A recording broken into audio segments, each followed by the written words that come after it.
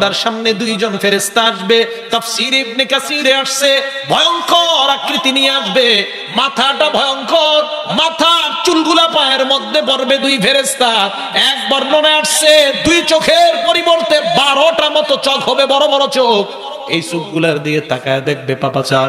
ওই পাপাচারকে বসানোর পর প্রশ্ন করবে, 1 নাম্বার তোমার রব কে? পাপাচার জবাব দিবে হা হা লা আদরি, আমার প্রশ্নের জবাব জানা নাই। 2 নাম্বার প্রশ্ন তোমার ধর্ম কি? পাপাচার জবাব দিবে আমার প্রশ্নের জবাব জানা নাই। 3 নাম্বার প্রশ্ন তোমার এই নবীকে চিনো কিনা? পাপাচার জবাব দিবে না না আমি চিনি না। এর পক্ষ থেকে বলা হবে, ওই ফেরেশতারা প্রশ্ন করবে আলাম ইয়াতিকুম নাযীর, তোমার কাছে কি কেউ দাওয়াত দেয় নাই? তোমাকে কি বলে নাই কবরে আসতে হবে? পাপাচার জবাব দিবে না আমার কাছে কেউ আসে নাই। আরেক বর্ণনায় আসছে আমি শুই নাও এইগুলা মানি নাই। আল্লাহ বলবেন আমার বান্দা যা বলছে সব মিথ্যা কথা। আফরিশু লাহু মিনান নার, বান্দার কবরটায় জাহান্নামের বিছানা বিছায়া দাও। ওয়া আলবিসুহু মিনান নার, তার শরীরে জাহান্নামের পোশাক পরায়া দাও। ওয়াফতাহু লাহু বাবান ইলান নার, তার কবর থেকে জাহান্নাম পর্যন্ত একটা দরজা খুলে দাও। আমি একটা বর্ণনায় পাইলাম বেনামাজিকে যখন কবরে রাখা হবে, ওই কবরের মধ্যে 3টা ভয়ঙ্কর শাস্তি হবে। 1 নাম্বার, বেনামাজির কবরটাই আদিকুল কবরু আলাইহি হাত্তা তাখতালিফা আযলাউহু, বেনামাজির কবরের 2 পাশ থেকে ভয়ঙ্কর ভাবে তাকে চাপ দিবে, হাড্ডিগুলা খুলে একটা আরেকটার মধ্যে ঢুকে যাবে। শুধু তাই নয়, 2 নাম্বার ইউকাদু আলাইহি ফিল কবরি নার, বেনামাজির কবরের মধ্যে আগুন জ্বালায়া দেওয়া হবে। 3 নাম্বার ওয়া ইউসাল্লাতু আলাইহি ফিল কবরি সুবান, বেনামাজির কবরে ভয়ঙ্কর একটা অজগর সাপ দেওয়া হবে। আলহামদুলিল্লাহ আলহামদুলিল্লাহ ওয়া কাফা ওয়া সালামুন আলা ইবাদিহিল্লাযীনা ইসতাফা। أما بعد فأعوذ بالله من الشيطان الرجيم. بسم الله الرحمن الرحيم. لهم ما يشاءون فيها ولدينا مزيد. وقال رسول الله صلى الله عليه وسلم أعددت لعبادي الصالحين ما لا عين رأت ولا أذن سمعت ولا خطر على قلب بشر أو كما قال عليه الصلاة والسلام. সবাই পড়েন اللهم صل على محمد وعلى آل محمد كما صليت على إبراهيم وعلى آل إبراهيم إنك حميد مجيد. اللهم بارك على محمد وعلى آل محمد كما باركت على إبراهيم وعلى آل إبراهيم إنك حميد مجيد. سبحانك لا علم لنا إلا ما علمتنا إنك أنت العليم الحكيم.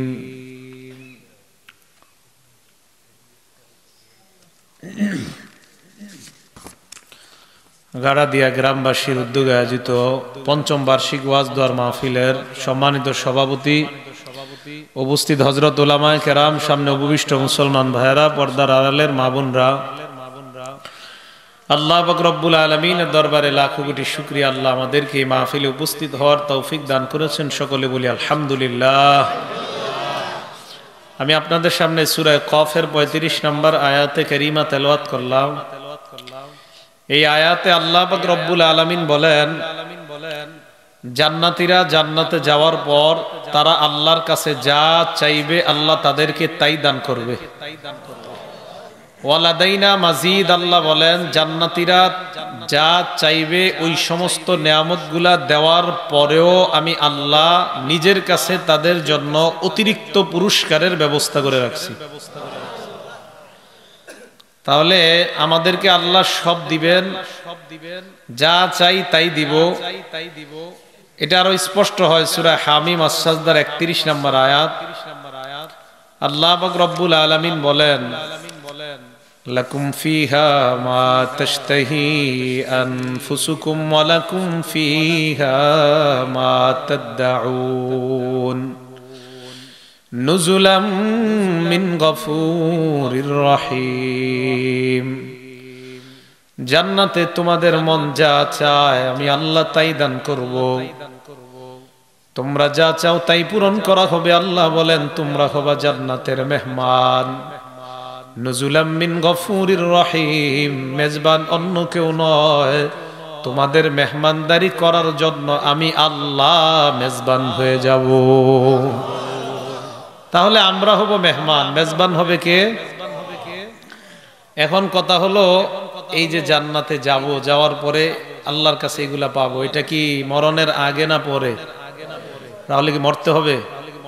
মরতে হইলে কেন আসলাম দুনিয়াতে? সূরা মুমিনুনের 115 নম্বর আয়াতে আল্লাহ কি বলে দেখেন, আফাহাসিবতুম আন্নামা খালাকনাকুম আবাসাও ওয়া আন্নাকুম ইলাইনা লা তুরজাউন।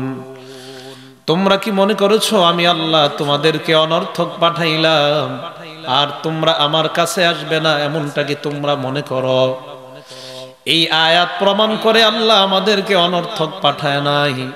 অন্য আয়াতে আল্লাহ বলেন, ওয়ামা খালাকনাস সামাআ ওয়াল আরদা ওয়ামা বাইনাহুমা বাতিলা। আসমান এবং জমিন এবং এর মাঝে যা কিছু আছে আমি আল্লাহ অনর্থক বানাই নাই। এবার আল্লাহর কাছে প্রশ্ন, আল্লাহ অনর্থক আমাদেরকে বানান নাই, আপনার কাছে আমরা জানতে চাই আমাদেরকে আপনি কেন বানাইলেন?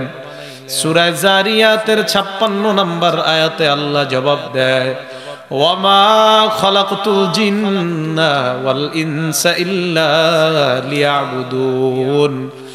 মানুষ এবং জিনকে বানাইলাম আমি আল্লাহর ইবাদত করার জন্য। তাহলে প্রশ্নের জবাব পেয়ে গেলাম, আল্লাহ কেন বানাইলেন? আল্লাহই জবাব দিয়ে দিলেন, ইবাদতের জন্য বানাইলাম। 2 নাম্বার প্রশ্ন, আল্লাহ ইবাদতের জন্য বানাইলেন, কতদিন আপনার ইবাদত করব আপনি জানায় দেন। সূরা হিজরের 99 নাম্বার আয়াতে আল্লাহ জানায় দেয়, ওয়া'বুদ রাব্বাকা হাত্তা ইয়াতিয়াকাল ইয়াকিন। মরণ আসা পর্যন্ত তুমি তোমার রবের ইবাদত করবা। 1 নাম্বার প্রশ্ন, কেন বানাইলেন? আল্লাহ জবাব দিয়ে দেয়, ইবাদত করার জন্য বানাইলাম। 2 নাম্বার প্রশ্ন, কতদিন ইবাদত? আল্লাহ জবাব দিয়ে দিলেন, মরণ পর্যন্ত ইবাদত। এবার আল্লাহর কাছে 3 নাম্বার প্রশ্ন, আল্লাহ তাহলে কি আমাদের মরণ হয়ে যাবে? সূরা আনকাবুতের 57 নম্বর আয়াতে আল্লাহ জবাব দেয়, কুল্লু নাফসিন যায়িকাতুল মাউত। প্রত্যেকটা মানুষ মরণের স্বাদ গ্রহণ করবে, এতে কোনো সন্দেহ নাই। আত্মা আছে যাদের মধ্যে, তারা মরণের স্বাদ গ্রহণ করা লাগবে, কোনো সন্দেহ নাই। 4 নাম্বার প্রশ্ন, আমি আল্লাহ সিংগাইরের অধিবাসী, এই জায়গা থেকে আমি পলায়ন করে যদি আমি মক্কায় চলে যাই, আমি যদি চীন দেশে চলে যাই, পলায়ন করে মরণ থেকে বাঁচতে পারবো কিনা? সূরা আহজাবের 16 নম্বর আয়াতে আল্লাহ জবাব দিয়ে দেয়, কুল লা ইয়ানফাকুমুল ফিরার ইন ফারারতুম মিনাল মাউতি আবিল কাদ। নবী আপনি বলেন, মরণ থেকে যতই পলায়ন করবা, এই পলায়ন কোনো কাজে আসবে না, মরণ থেকে পালিয়ে কেউ বাঁচতে পারবা না। 5 নাম্বার প্রশ্ন, আমি যদি কোনো একটা ঘর বানাই, লোহার একটা খাঁচা বানাই, কাচের একটা ঘর বানাই, যেই ঘরের মধ্যে পিপিলিকা ঢুকতে পারবে না, ওই ঘরে আজরাইল আসতে পারবে কিনা আল্লাহ তুমি জানা দাও।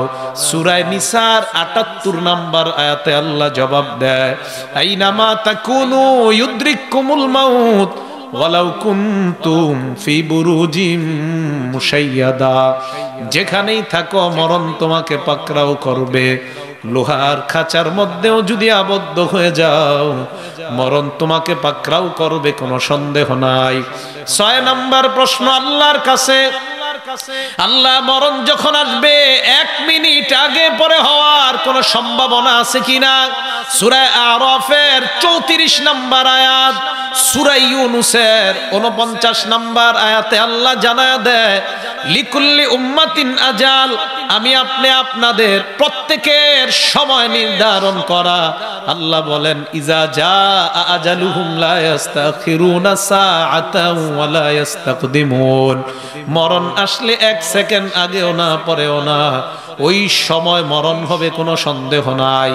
7 নম্বর প্রশ্ন, মরণ আসার পর আল্লাহর কাছে যদি বলি, আল্লাহ দুনিয়াতে কত পাপ করলাম, কত অন্যায় করলাম, 1 সেকেন্ডের জন্য তুমি সুযোগ দিয়ে দাও, আমি দুনিয়ায় গিয়ে আবার ভালো কাজ করব।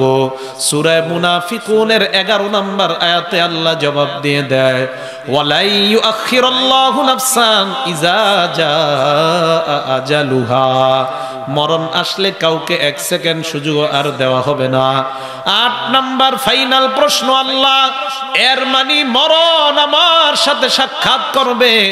সূরা জুমুয়ার 8 নম্বর আয়াতে আল্লাহ জানায়, কুল ইন্নাল মাউতাল্লাযী তাফিররুনা মিনহু ফাইন্নাহু মুলাকীকুম, যেই মরণ থেকে তোমরা পালিয়ে বেড়াও ওই মরণ তোমাদের সাথে সাক্ষাৎ করবে, কোনো সন্দেহ নাই।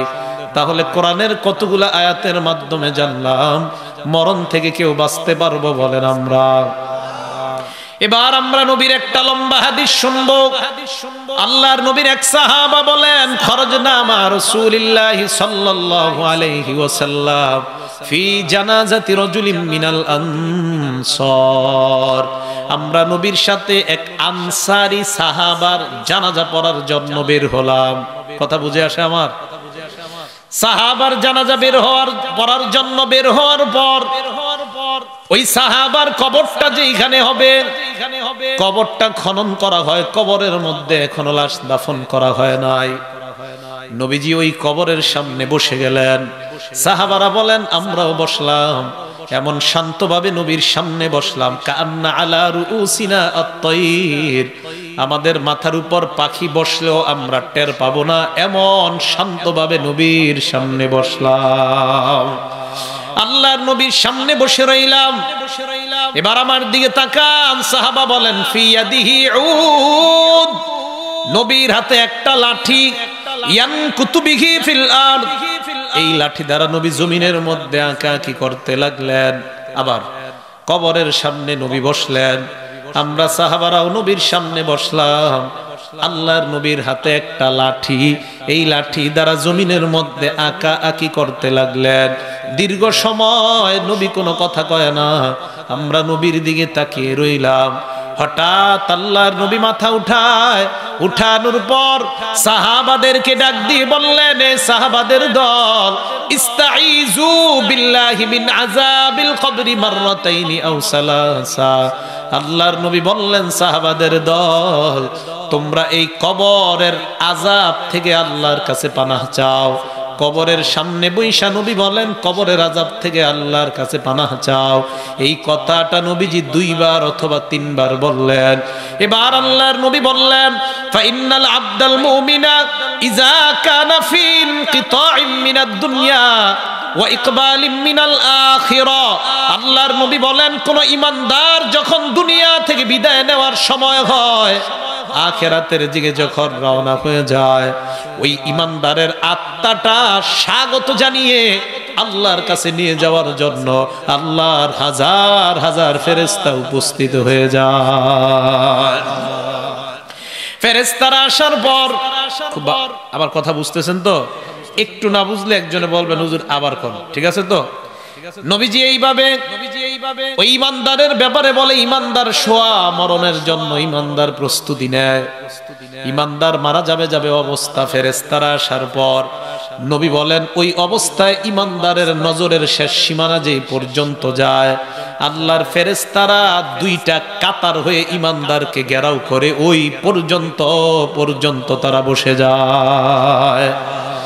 হাজার হাজার ফেরেশতাদের সাথে দুইটা জিনিস আছে। এক নাম্বার, মাহুম কাফনুম মিন আকফানিল জান্নাহ, জান্নাতের কাফনের কাপড়। দুই নাম্বার, ওয়াহানুতুম মিন হানুতিল জান্নাহ, জান্নাতের সুগন্ধি নিয়ে ইমানদারের সামনে তারা এসে যায়। এবার ইমানদার মরণের জন্য প্রস্তুত। নবীজি বলেন সুম্মা ইয়াজিউ ইলাইহি মালাকুল মাউত, এরপর ইমানদারের সামনে মালাকুল মাউত এসে যায়। কে এসে যায়? সবাই বলেন, আবার বলেন। কেন বলাইছি জানেন? একটা কারণ আছে। বলেন তো মালাকুল মাউত কে?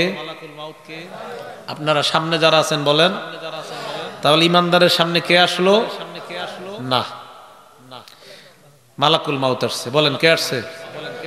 মনে করবেন যেটা আপনাদেরকে 2-3 বার বলাবো কোনো ঘটনা আছে এই জন্য বলাই। ইমানদারের সামনে মালাকুল মাউত আসে। বলেন কে আসে? বাংলা হলো মৃত্যুর ফেরেশতা। বলেন। এখন মৃত্যুর ফেরেশতার নাম কি? মালাকুল মাউত। আরেকটা নাম জানেন? নাম কি? আজরাইল। এখন এক আজরাইল কয়জনের জানেন? মনে করেন একসাথে 20 জন মারা গেছে একই সময় কাট্টার নিচে। এই আমেরিকা 10 জন, বাংলাদেশে 10 জন, পাকিস্তান 10 জন, বিভিন্ন বিশ্বের 100টা দেশে 10 জন করে একই সময় মারা গেছে। তো আজরাইল কোন দেশে? না। তাহলে এই ভুল থেকে আমরা বাঁচতে হবে। হ্যাঁ, এই জন্য তো ওয়াজ মাহফিল, যেন আগের ভুলের উপর আমরা না থাকি। ঠিক না? মনে রাখবেন আজরাইল সবার জান নেয় না। আজরাইল হলো মালাকুল মাউত, মৃত্যুর ফেরেশতাদের লিডার। তার অধীনে লক্ষ লক্ষ ফেরেশতা কাজ করে। সুবহানাল্লাহ। দলিল 21 নম্বর পারা 15 নম্বর পৃষ্ঠা সূরা আলিফ লাম মিম আস-সাজদা। আল্লাহ বলেন কুল ইয়াতাওয়াফাকুম মালাকুল মাউতিল্লাযী উকিলা বিকুম সুম্মা ইলা রাব্বিকুম তুরজাউন। নবী আপনি বলেন কুল ইয়াতাওয়াফাকুম মালাকুল মাউত, হে নবী আপনি বলেন তোমাদের মৃত্যু দেয় মালাকুল মাউত। মালাকুল মাউত কে? আল্লাহ বলেন আল্লাযী উকিলা বিকুম, যেই মৃত্যুর ফেরেশতারা তোমার জন্য নির্ধারণ করা হয়, ওই মৃত্যুর ফেরেশতাটাই তোমার জানটা কবজ করবে। আজরাইল হলেন মৃত্যুর ফেরেশতাদের লিডার। তার অধীনে লাখ লাখ ফেরেশতা কাজ করে। যে এলাকার যতজনের জান নেওয়া প্রয়োজন হয় আজরাইল বলে যাও যাও জান নিয়ে আসো। তাহলে আজকে থেকে আমরা মনে রাখবো জান যিনি নেয় তার নাম মালাকুল মাউত, মানে মৃত্যুর ফেরেশতা। তার ওই মৃত্যুর ফেরেশতাগুলা আজরাইল নামক সবচেয়ে বড় মৃত্যুর ফেরেশতার অধীনে কাজ করে। হ্যাঁ, এই কথা সত্য। মৃত্যুর ফেরেশতা যারা, তাদের মধ্যে লিডার হলেন আজরাইল, অন্যরা হলো তার অধীনে কাজ করে। তাহলে ইমানদারের সামনে যিনি আসে মনে রাখবো তিনি হলো মালাকুল মাউত। ওই মালাকুল মাউত আসার পর আল্লাহর নবী বলেন ইমানদারের মাথার কাছে বসে যায়। মাথার কাছে বসার পর ইমানদারকে ডাক দিয়ে বলে আইয়াতুহান নাফসুল হামিদা, হে প্রশংসনীয় আত্মা, উখরুজি তুমি বের হও, ইলা রব্বিন রাদিন আনকি গায়রি গদবান, তুমি ওই আল্লাহর দিকে বের হও যে আল্লাহ তোমার প্রতি সন্তুষ্ট। শুধু তাই নয়, ওই আল্লাহ তোমার জিন্দেগীর সব গুনাহগুলা মাফ করে দিয়েছেন। আল্লাহর নবী বলেন একটা পাত্রের পানি যেমন আস্তে আস্তে বের হয়, ইমানদারের আত্মাটা মালাকুল মাউত ইমানদারের ভিতর থেকে এইভাবে কষ্ট দেওয়া ছাড়া আস্তে আস্তে বের করে নেয়। হাদিসে আসছে তাসিলু কামা তাসিলুল কাতরাতু মিন ফিস সিকা। সিকা শব্দের অর্থ পাত্র, ফি শব্দের অর্থ এই জায়গায় মুখ। নবী বলেন একটা পাত্রের মুখ দিয়ে যেমন পানি আস্তে আস্তে বের হয়, ইমানদারের আত্মাটা কষ্ট দেওয়া ছাড়া মালাকুল মাউত ওইভাবে আস্তে আস্তে বের করে নেয়। আত্মা বের করার পর সামনে কারা? সামনে কারা? ইমানদারের সামনে কারা? মাশাআল্লাহ, কথা কিন্তু মনে রাখবেন। সামনে কারা? ফেরেশতাদের সাথে কি আছে? জান্নাতের কাফনের কাপড়। ফেরেশতারা কয় ও মালাকুল মাউত, ইমানদারের আত্মাটা আমাদের কাফনের কাপড়ের মধ্যে দিয়ে দাও। কাফনের কাপড়ে পেঁচানোর পর জান্নাতের সুগন্ধি লাগায়। আল্লাহর নবী বলেন ফায়াসআদুনা বিহা ইলাস সামা, ওই আত্মাটা নিয়ে আল্লাহর আসমানের দিকে ফেরেশতারা রওনা হয়ে যায়। হাজার হাজার ফেরেশতাদের সাথে সাক্ষাৎ। অন্যান্য ফেরেশতারা কয় কার আত্মা কোথায় নিয়ে যাও? আত্মা বহনকারী ফেরেশতারা কয় তোমরা কিভাবে বুঝলা? ওই ফেরেশতারা জবাব দেয় যার আত্মা তোমরা নিয়ে যাও ওই আত্মার ভিতর থেকে এমন একটা সুগন্ধি বের হয়েছে, ওই সুগন্ধির কারণে আমরা দুনিয়ায় যত ফেরেশতা সবার নাক আল্লাহ সুরভিত করে দেয়। প্রথম আসমানের কাছে যাওয়ার পর ফায়াস্তাফতিহুনা বিহা, প্রথম আসমানের কাছে অনুমতি চায় প্রথম আসমানের দারোগা ফেরেশতা, ওই ফেরেশতার কাছে অনুমতি চায় দরজাটা খোলো। এর মানে বোঝা যায় প্রথম আসমানে একজন দারোগা ফেরেশতা আছে। এই ফেরেশতার নামটা মনে রাখবেন, প্রথম আসমানের দায়িত্বশীল ফেরেশতার নাম হলো ইসমাঈল। কি নাম? প্রথম আসমানে একজন ফেরেশতা দায়িত্বশীল, কি নাম? ওনার অধীনে আবার 12,000 ফেরেশতা। সুবহানাল্লাহ, বেশি হইল নি? প্রথম আসমানে মাত্র 12,000, বেশি হয়েছে? ওই 12,000-এর প্রত্যেকের অধীনে আবার 1 লাখ। এবার প্রথম আসমানের দায়িত্বশীল ফেরেশতা ইসমাঈল, তার অধীনে আবার 12,000। ওই 12,000-এর প্রত্যেকের অধীনে আবার 1 লাখ। ক্যালকুলেটর করবেন বাসায় গিয়ে।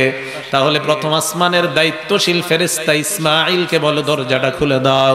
দরজা খুলে দেওয়ার পর আত্মা নিয়ে যখন প্রথম আসমানে যায়, প্রথম আসমান থেকে দ্বিতীয় আসমানে যাওয়ার আগে যত ফেরেশতাদের সামনে দিয়ে ঈমানদারের আত্মাটা যায়, ওই ফেরেশতারা ঈমানদারের আত্মাকে স্বাগত জানায় আর প্রশ্ন করে এটা কার আত্মা? ফেরেশতারা জবাব দেয় গারা দিয়া অমুকের সন্তান অমুকের আত্মা। এই আত্মাটা নিয়ে কোথায় যাও? আত্মা বহনকারী ফেরেশতারা জবাব দেয় 7 আসমানের উপর যায় আল্লাহর কাছে নিয়ে যাওয়ার জন্য। আল্লাহই হুকুম করেছেন যেন আত্মাটা তার কাছে দিয়ে দেই।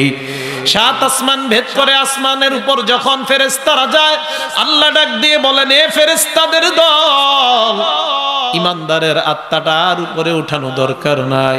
উকতুবু কিতাব আবদি ফি ইল্লিয়িন, আমার বান্দার আমলনামা উপরের জগতে ইল্লিয়িন নামক একটা জগৎ আছে, ওই জগতের মধ্যে আমার ঈমানদার বান্দার আমলনামা তোমরা লিপিবদ্ধ করে দাও। 3টা শব্দ বলেন, আমলনামা বলেন, আমলনামা, আত্মা, দেহ। কয়টা? আমলনামা, আত্মা, দেহ। দেহটা কই আছে? জমিনে। আত্মা কই আছে? 7 আসমানের উপর। আমলনামা কোথায়? ইল্লিগিনে। এবার আমলনামা ইল্লিগিনে রাখেন, বাকি রইল 2টা, আত্মা আর দেহ। আত্মাটা কোথায় আছে? 7 আসমানের উপর। দেহ কোথায়? জমিনে। এবার জমিনে আসেন, আমরা দেহটাকে কি করি? মাটির নিচে রেখে। তাহলে মাটির নিচে দেহ দিলাম, আল্লাহ আমলনামা দিয়ে দিল ইল্লিগিনে, বাকি রইল একটা, কি? আত্মা। আল্লাহ বলেন ফেরেশতাদের দল, এই আত্মাটা নিয়ে আমার ঈমানদার বান্দার কবরের মধ্যে তার দেহের মধ্যে ঢুকায়া দাও। ঈমানদার বান্দার দেহের মধ্যে আত্মা ঢুকানোর পর নবী বলেন ফায়াতিয়ানিহি মালাকান, 2 জন ফেরেশতা আসে। আসার পর ফায়ুকঈদানিহি ওয়া ফি রিওয়ায়াতিন ফায়ুজলিসানিহি, ওই ফেরেশতা 2 জন আইসা ঈমানদারকে বসায়। বসানোর পর ফায়াসআলানিহি, তাকে প্রশ্ন করে। 1 নাম্বার মার রব্বুকা, তোমার রবকে জবাব দাও। ঈমানদার জবাব দেয় রব্বি আল্লাহ, আমার রব হলেন, জোরে বলেন কে? আরো জোরে বলেন আমাদের রব কে? একটা হাদিস কুমুনি। আচ্ছা, নবীজি যুদ্ধের ময়দান থেকে ফিরতেছেন, নবীজিও ক্লান্ত, সাহাবারাও ক্লান্ত। নবী বলেন তাইবতু ওয়া তাইবতুম আইযান, আমিও ক্লান্ত, তোমরাও ক্লান্ত, তোমরা একটু বিশ্রাম নাও। সাহাবারা বিশ্রাম নেয়। আল্লাহর নবী ইস্তাযাল্লা বিজিল্লিশ শাজারাতিন ওয়া আল্লাকাস সাইফা ফি শাজারা, আল্লাহর নবী একটা গাছের নিচে বিশ্রাম নেওয়ার জন্য শুয়ে পড়লেন, তরবারিটা গাছের উপর ঝুলায় রাখলেন। এক ইহুদি নবীর সামনে দিয়ে যায়, আল্লাহর নবীর দিকে তাকায় চিন্তা করে মুহাম্মদ তোমাকে মারার কত ষড়যন্ত্র করলাম, একবারও সফল হই নাই, আজকে তোমার তরবারি দিয়ে তোমাকে হত্যা করব। চিল্লায়া বলেন নাউজুবিল্লাহ। বেঈমান তরবারিটা নামানোর পর আল্লাহর নবী ঘুমাইতেছে। হাদিসে আসছে নাক ডাইকা ঘুমাইতেছিলেন। সুবহানাল্লাহ। বুখারীর বর্ণনায় আসছে আল্লাহর নবী মাঝে মাঝে নাক ডাকতেন ঘুমের ঘরে। আব্দুল্লাহ ইবনে আব্বাসের একটা দুইটা বর্ণনা নয়, একাধিক বর্ণনা, আমি নিজেই পড়িয়েছি বর্ণনাগুলা। ইবনে আব্বাস বলেন, রাতের বেলা নবীর আমল দেখতে গেলাম, আল্লাহর নবীকে দেখলাম নাক ডাইকা ঘুমায়। ঘুম থেকে উইঠা নবী চোখগুলা এইভাবে মুছে, মুছার পর নবী এরপরে যায় ইলা শান্নিল মুআল্লাকা, ঘরের মধ্যে ঝুলন্ত একটা পাত্রের কাছে নবী যায়। ওই পাত্রের মুখ দিয়ে নবী পানি পান করে। যদি পারেন এই সুন্নতটা পালন করবেন, এটাও আমার নবীর সুন্নত জিন্দা করার সওয়াব আল্লাহ দিয়ে দিবেন। আমার নবী নাক ডাইকা ঘুমাইতেছিলেন, তবে এটা নাক ডাকা আবার খারাপ নাক ডাকা না। আমি মাঝে মাঝে হাদিস পড়ি আর চিন্তা করি, আরে আমার নবীর নাক ডাকাটা যদি একদিন স্বপ্নে দেখতে পারতাম, তাহলে আমি বিশ্বাস করতে পারতাম এমন সুন্দর নাক ডাকা মনে হয় দুনিয়ার মধ্যে আর পাওয়া যাবে না। আমার নবী নাক ডাকতেছিলেন, ইহুদি নবীর তরবারিটা নেওয়ার পর নবীর দেহটার দুই পাশে দুইটা পা দিয়ে এইভাবে দাঁড়ায়। দাঁড়ানোর পর নবীকে ডাক দেয়া কয় মুহাম্মদ। আল্লাহর নবী চোখ খুললেন, খোলার পর দেখে তরবারি নিয়ে একজন দাঁড়ানো। আমি আর আপনি যদি চোখ খোলার পর তাকায় দেখতাম কেউ অস্ত্র নিয়ে দাঁড়িয়ে আছে, আমি আর আপনি বলতাম আব্বা আগে অস্ত্রটা রাখেন পরে কথা। কি কর? নবী চোখ খুলে তাকাইলেন, ইহুদি কয় মুহাম্মদ মাইয়ামনাউকা মিন্নি, তোমাকে কে বাঁচাবে? নবী যে এইভাবে তাকায় একটা জবাব দিলেন, আমার সাথে জবাবটা আপনারা আকাশ বাতাস ভারী করে কম্পন করে জবাবটা দিবেন। আমার নবী জবাব দিলেন আল্লাহ। কি জবাব দিলেন? দিল থেকে বলেন সবাই, মহব্বতের সাথে বলেন। আমার নবী আল্লাহ জবাব দেওয়ার পর ইহুদির হাত কাঁপতে কাঁপতে তরবারিটা জমিনের মধ্যে পড়ে যায়। আল্লাহর নবী তরবারি উঠাইলেন, উঠায় কয় তোরে কে বাঁচে? ইহুদি কয় মুহাম্মদ তুমি ছাড়া কেউ নাই। ইহুদি তো আল্লাহ মানে না। আমার নবী কানে কানে কয় ওমর ঘুমায়, এরা যদি জানতে পারে তোমার খবর আছে, যাও যাও, কাউকে বলা দরকার নাই, আমি মুহাম্মদ নবী তোমাকে মাফ করে দিলাম।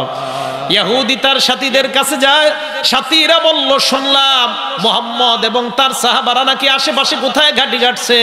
ইহুদি জবাব দেয়, কার বিরুদ্ধে এতদিন ষড়যন্ত্র করলা? কার বিরুদ্ধে ষড়যন্ত্র করলাম?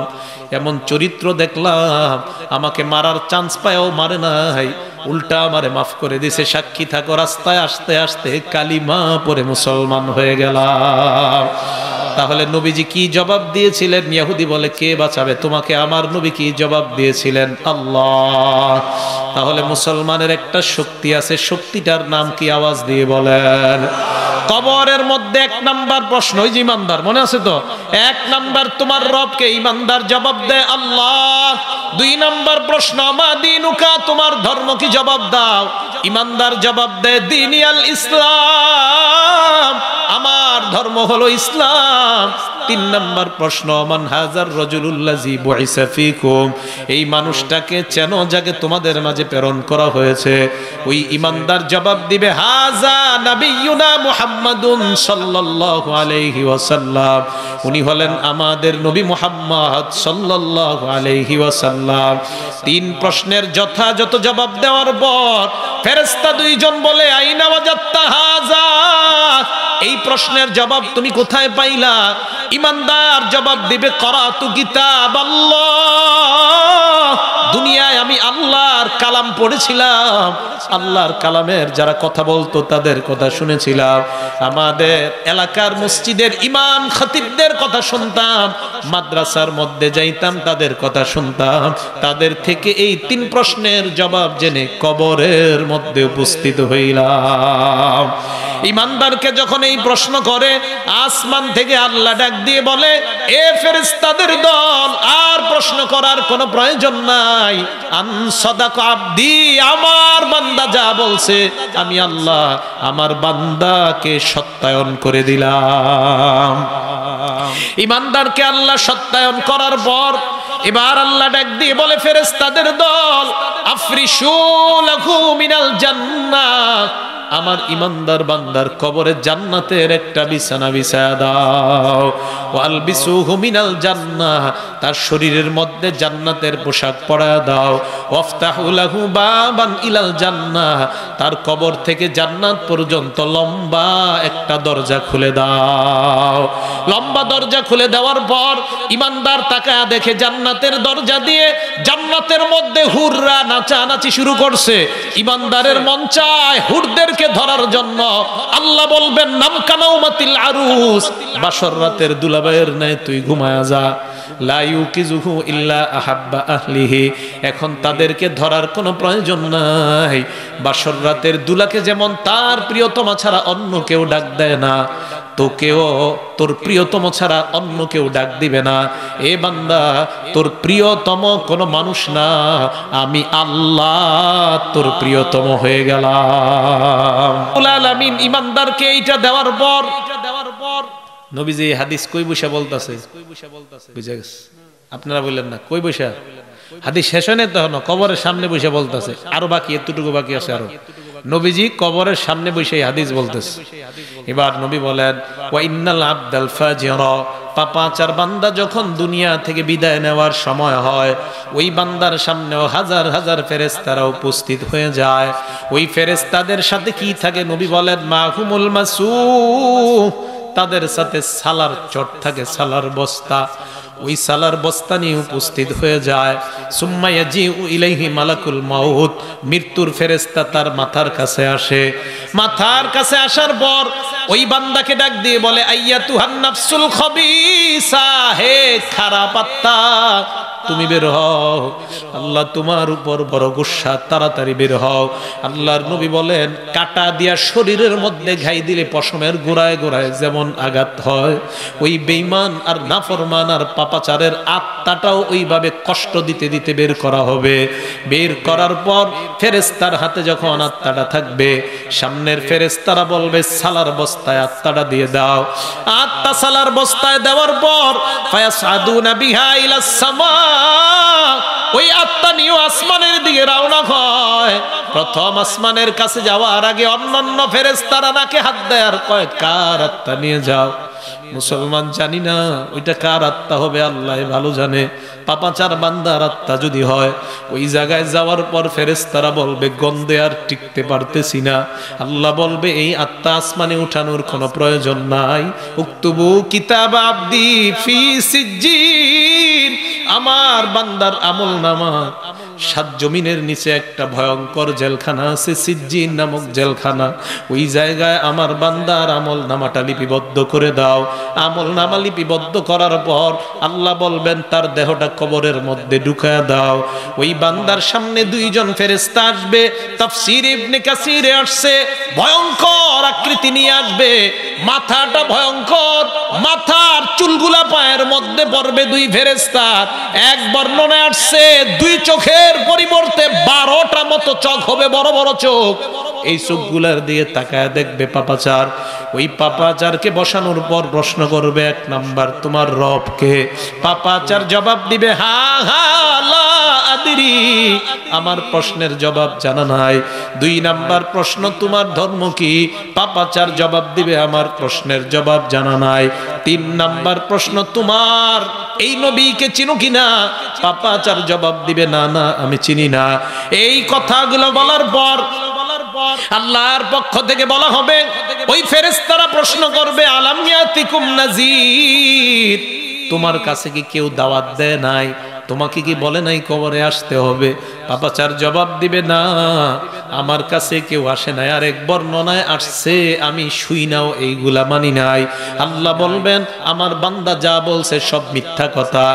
আফরিশু লাহু মিনান নার, বান্দার কবরটায় জাহান্নামের বিছানা বিছায়া দাও। ওয়া আলবিসুহু মিনান নার, তার শরীরে জাহান্নামের পোশাক পরায়া দাও। ওয়াফতাহু লাহু বাবান ইলান নার, তার কবর থেকে জাহান্নাম পর্যন্ত একটা দরজা খুলে দাও। আমি একটা বর্ণনায় পাইলাম, বেনামাজিকে যখন কবরে রাখা হবে, ওই কবরের মধ্যে 3টা ভয়ঙ্কর শাস্তি হবে। 1 নাম্বার, বেনামাজির কবরটা ইয়াদিকুল কবরু আলাইহি হাত্তা তাখতালিফা আদলাউহু, বেনমাজির কবরের দুই পাশ থেকে ভয়ঙ্কর ভাবে তাকে চাপ দিবে, হাড্ডিগুলা খুলে একটা আরেকটার মধ্যে ঢুকে যাবে। শুধু তাই নয়, 2 নাম্বার ইউকদু আলাইহি ফিল কবরি নার, বেনমাজির কবরের মধ্যে আগুন জ্বালায়া দেওয়া হবে। 3 নাম্বার ওয়ায়ুসাল্লাতু আলাইহি ফিল কবরি সুবান, বেনমাজির কবরে ভয়ঙ্কর একটা অজগর সাপ দেওয়া হবে। সাপটা কত বড়?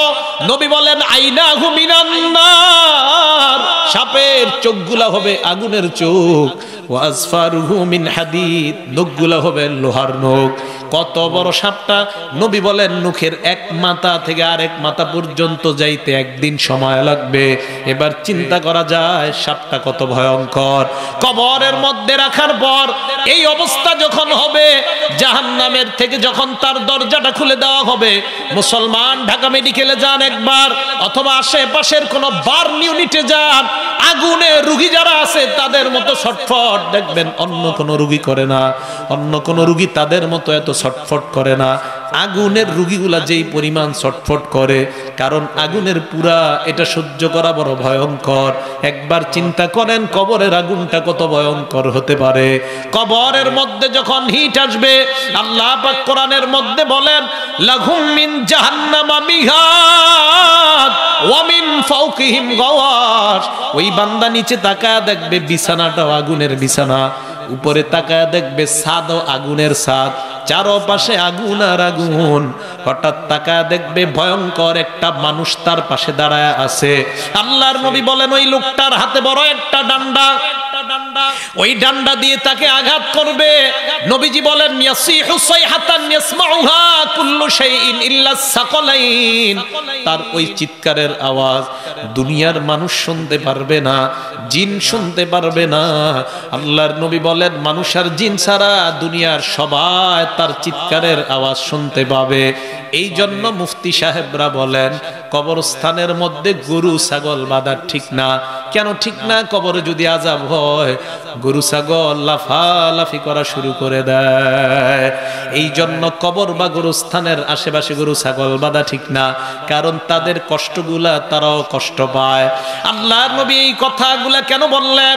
এক বর্ণনায় আসছে কবর আমাকে আপনাকে ডাক দিয়ে বলে আনা বাইতুল গুরবা, আমি অপরিচিত ঘর, আমার কাছে আসার আগে চিন্তা ভাবনা করে আসবা।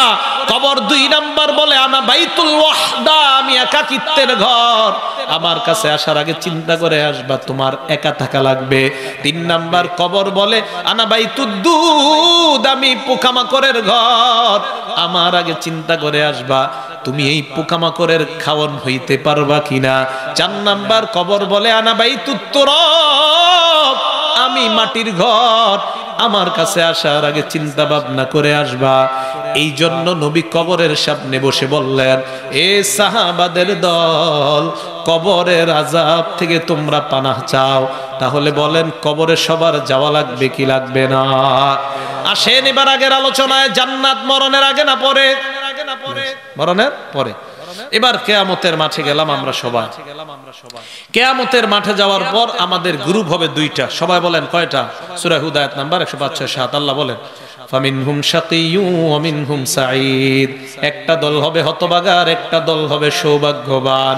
আল্লাহ বলেন ফাআম্মাল্লাযীনা শাকু ফাফিন্নার, যারা সৌভাগ্যবান, যারা হতভাগা তাদের ঠিকানা হলো জাহান্নাম। ওয়া আম্মাল্লাযীনা সুঈদু ফাফিল জান্নাহ, আল্লাহ বলেন আর যারা সৌভাগ্যবান আমি আল্লাহ তাদেরকে মেহমান খানা হিসাবে জান্নাতের ঘোষণা করলাম। এবার আপনারা বলেন হতভাগা হব আমরা নাকি সৌভাগ্যবান? সবাই বলেন হতভাগা না সৌভাগ্যবান? সৌভাগ্যবান আবার যারা তাদের গুণ হবে 2টা। জোরে বলেন কয়টা? সূরা কাহাফ আয়াত নাম্বার 107 আল্লাহ বলেন ইন্নাল্লাযীনা আমানু, 1 নাম্বার যারা ঈমান আনবে, 2 নাম্বার ওয়া আমিলুস সলিহাত, যারা নেক কাজ করবে। আল্লাহ বলেন কানাত লাহুম জান্নাতুল ফিরদাউসি নুজুলা, আমি আল্লাহ মেহমানখানা হিসাবে তাদেরকে জান্নাতুল ফেরদাউস দেওয়ার ঘোষণা করলাম। তাহলে আবার আসেন জান্নাত মরণের আগে না পরে? সবাই বলেন মরণের পরে কিয়ামতের মাঠে গ্রুপ হবে দুইটা, একটা হতভাগা আর একটা সৌভাগ্যবান। সৌভাগ্যবান কারা? আল্লাহ বলেন 2 গুণওয়ালা হবে যারা। 2 গুণ কোনটা? 1 নাম্বার ঈমান, 2 নাম্বার নেক কাজ। জোরে বলেন 1 নাম্বার, আরো জোরে বলেন 1 নাম্বার। ঈমান আবার কেমন ঈমান? আল্লাহ সূরা বাকারার 13 নাম্বার আয়াতে বলেন আমিনু কামা আমানান নাস। ঈমান আনো যেমন মানুষ ঈমান আনছে, ঈমান আনো যেমন লোকেরা ঈমান আনছে। এই লোকেরার কয়েকটা ব্যাখ্যা। 1 নাম্বার ঈমান আনো যেমন নবীর সাহাবারা ঈমান আনছে, সুবহানাল্লাহ। 2 নাম্বার ঈমান আনো যেমন বিভিন্ন কাফেরের বিবিরা ঈমান আনছে। ফেরাউনের বিবির ঈমানের দিকে তাকাও। ঈমান আনো যেমন আব্দুল্লাহ বিন তামের নামক একজন ঈমানদার, তার দাওয়াতে 12,000 মানুষ ঈমান আনছে। কোন বর্ণনায় আরো কম বেশি। আল্লাহ বলেন ঈমান আনো তাদের মতো ঈমান। 1 নাম্বার আয়াতের ব্যাখ্যা ঈমান আনো সাহাবাদের মতো ঈমান। এই আয়াতে আল্লাহ সাহাবাদের ঈমানকে সত্যের মাপকাঠি বানাইলেন। আল্লাহ বলেন ঈমান আনো সাহাবাদের মতো ঈমান। আল্লাহর নবীর একজন সাহাবা হযরতে আম্মার রাদিয়াল্লাহু তাআলা আন, জোরে বলেন সাহাবার কি নাম? আম্মার। এই আম্মারের মায়ের নাম হলো হযরতে সুমাইয়া রাদিয়াল্লাহু তাআলা আনহা। সুমাইয়াও ঈমান আনছে, আম্মার ঈমান আনছে। মা এবং সন্তান এক রাস্তা দিয়ে যায়। আবু জাহেল বদমাশ তাদেরকে দেখছে। দেখার পর সুমাইয়াকে প্রশ্ন করলো, সুমাইয়া শুনলাম তুমি নাকি ঈমান আনছো, তোমার সন্তানও নাকি ঈমান আনছে? সুমাইয়া জবাব দিলেন, হ্যাঁ আমিও ঈমান আনছি, আমার সন্তানও ঈমানদার। 1 বর্ণনায় আম্মারের বয়স তখন 18 থেকে 22-এর কম বেশি হবে না। এই একটা সন্তান আম্মার, আরেক দিক দিয়ে সুমাইয়া। আবু জাহেল বদমাইশ কয় ঈমান ছাড়, না হয় তোদেরকে ভয়ঙ্কর শাস্তি দিব। সুমাইয়া কয় অসম্ভব, এমন এক আল্লাহর উপর ঈমান আনলাম, সব ছাড়তে রাজি আছি, আল্লাহর উপর বিশ্বাস ছাড়তে রাজি নাই। এই কথা বলার পর আবু জাহেল বদমাইশ 2টা খুঁটি আনছে। এই খুঁটিগুলো আনার পর একটা খুঁটিতে সুমাইয়াকে বাঁধছে, আর একটা খুঁটির মধ্যে হযরতে আম্মারকে বাঁধছে। বাঁধার পর আবু জাহেল কয় আম্মার ঈমান ছাড়বি নাকি ভয়ঙ্কর কিছু দেখবি? এই কথা বলার পর আম্মার কয় কি দেখাইবা? আবু জাহেল কয় আতাত্রুকুল ঈমান আম নাখলাউ সাউবা উম্মিক। ঈমান ছাড়বি নাকি তোর সামনে তোর মায়ের কাপড়টা খুলে উলঙ্গ করব? চিল্লায়া বলেন নাউজুবিল্লাহ। সন্তান আম্মার নিচের দিকে তাকায় আছে। সুমাইয়া ডাক দিয়ে কয় আম্মার মা ওয়ালাদতু ওয়ালাদান ইয়াত্রুকুল ঈমানা আমামা কাফির। আমি এমন সন্তান জন্ম দেই নাই যেই সন্তান কোন বেঈমানের কথায় ঈমান ছেড়ে দিতে পারে। এ আম্মার, আমার যা হবার হবে, সাবধান, তুই কখনো বেঈমানের সামনে ঈমান ছাড়বি না। আবু জাহেল কয় ঈমান ছাড়বি কিনা আম্মার? এক পর্যায়ে সুমাইয়ার শরীর থেকে কাপড়টা খুলে উলঙ্গ করে ফেলছে সন্তানের সামনে। মানিকগঞ্জের মুসলমান, মানিকগঞ্জ না, এত সহজে ঈমান পেয়ে গেছি আমরা। চিন্তা করেন, সন্তান এক খুঁটিতে আর এক খুঁটিতে মা। সুমাইয়ার কাপড় খোলার পর আম্মার মাথাটা নিচের দিকে দিয়ে রাখছে। ইতিমধ্যে আবু জাহেল বদমাশটা কয় আম্মারের মাথাটা উপরে উঠায়া দরদর মায়ের দিকে তাকাইতে পারে। আম্মার মনে মনে কয় হারে মাটিটা যদি ফাঁকা হয়ে যেত, এখন মাটির নিচে চলে যাওয়া ভালো ছিল এই দৃশ্য দেখার আগে। এক পর্যায়ে আবু জাহেল কয় ঈমান ছাড়বে কিনা? সুমাইয়া ওই পজিশন থেকে ডাক দেয়া কয় আম্মার যা হবার হবে, সাবধান, কখনো ঈমান ছাড়বি না। এক পর্যায়ে আবু জাহেল কয়েকটা বর্ষা আনছে। বর্ষা আনার পর সুমাইয়া মাটির মধ্যে পড়া। এই বদমাশটা গিয়া সুমাইয়ার লজ্জাস্থানের মধ্যে বর্ষা দিয়ে আঘাত করা শুরু করছে। রক্ত বের হয়ে রাস্তাটা রঞ্জিত হয়ে যায়। সুমাইয়া শহীদ হবে অবস্থা। ওই মুহূর্তে সন্তান আম্মারকে ডাক দেয়া কয় আম্মার আমি মনে হয় শাহাদাতের পানি পান করতে যাইতেছি। সাবধান আমার সন্তান, আমি দুনিয়া থেকে বিদায় নিয়ে যাইতেছি সম্ভবত, কিন্তু তুমি কখনো বেঈমানের কথা ঈমান ছাড়বা না। এ মুসলমান, আমি আপনাদেরকে বলতে চাই, চারদিক থেকে আমার আপনার ঈমান নেওয়ার জন্য বহুত ষড়যন্ত্র হচ্ছে। ছলে বলে কৌশলে নেক্সুরুতেও ষড়যন্ত্র হচ্ছে। মানুষ এটাকে সেটা বুঝাইয়া আল্লাহর মোকাবেলায় মানুষ শিরিকি কর্মকাণ্ড দাঁড় করাইয়া আমার আপনার ঈমান হরণ করতে চায়। আমরা আলেমদেরকে সাক্ষী রেখে বলবো, আলেমদের নেতৃত্বে আমরা থাকবো, তাদের থেকে আমরা পিছপা হব না। তারা যা বলবে শুনবো, প্রয়োজনে তাদের সাথে আমরা যে কোনো ইসলামের আন্দোলনে যোগ দিব, তবু আমরা ঈমান ছেড়ে দিব না। রাজি আছি সবাই ইনশাআল্লাহ? আল্লাহ বলেন আমিনু কামা আমানান নাস, ঈমানানো। এই যে সুমাইয়া আর আম্মারের ঈমানের দিকে তাকাও। আল্লাহর নবীর সাহাবা হযরত সাদ ইবনে আবি ওয়াক্কাস রাদিয়াল্লাহু তাআলা আন যুদ্ধের ময়দান থেকে রওনা করার পর যাইতে যাইতে সন্ধ্যা হয়ে যায়। রাতের বেলা কোথায় থাকবে? খ্রিস্টানদের সাথে পরামর্শ করলো খ্রিস্টান সম্প্রদায়, আজ রাতটা আমরা কোথায় কাটাইতে পারি, একটু আমাদেরকে পরামর্শ দাও। খ্রিস্টানরা আপোষের মধ্যে পরামর্শ করলো। একজন আরেকজনকে কয়, মুসলমানদেরকে ইদানিং আর সাইজ করতে আমরা পারি না, একটা চান্স পাইলাম, মুসলমানদেরকে চলো আজকে আফ্রিকার জঙ্গলের খাদ্য বানা দেই। এদেরকে পরামর্শ দিব, সামনে সুন্দর একটা ফুলের বাগান, ওই বাগানের মধ্যে গিয়ে তোমরা রাতটা কাটাও।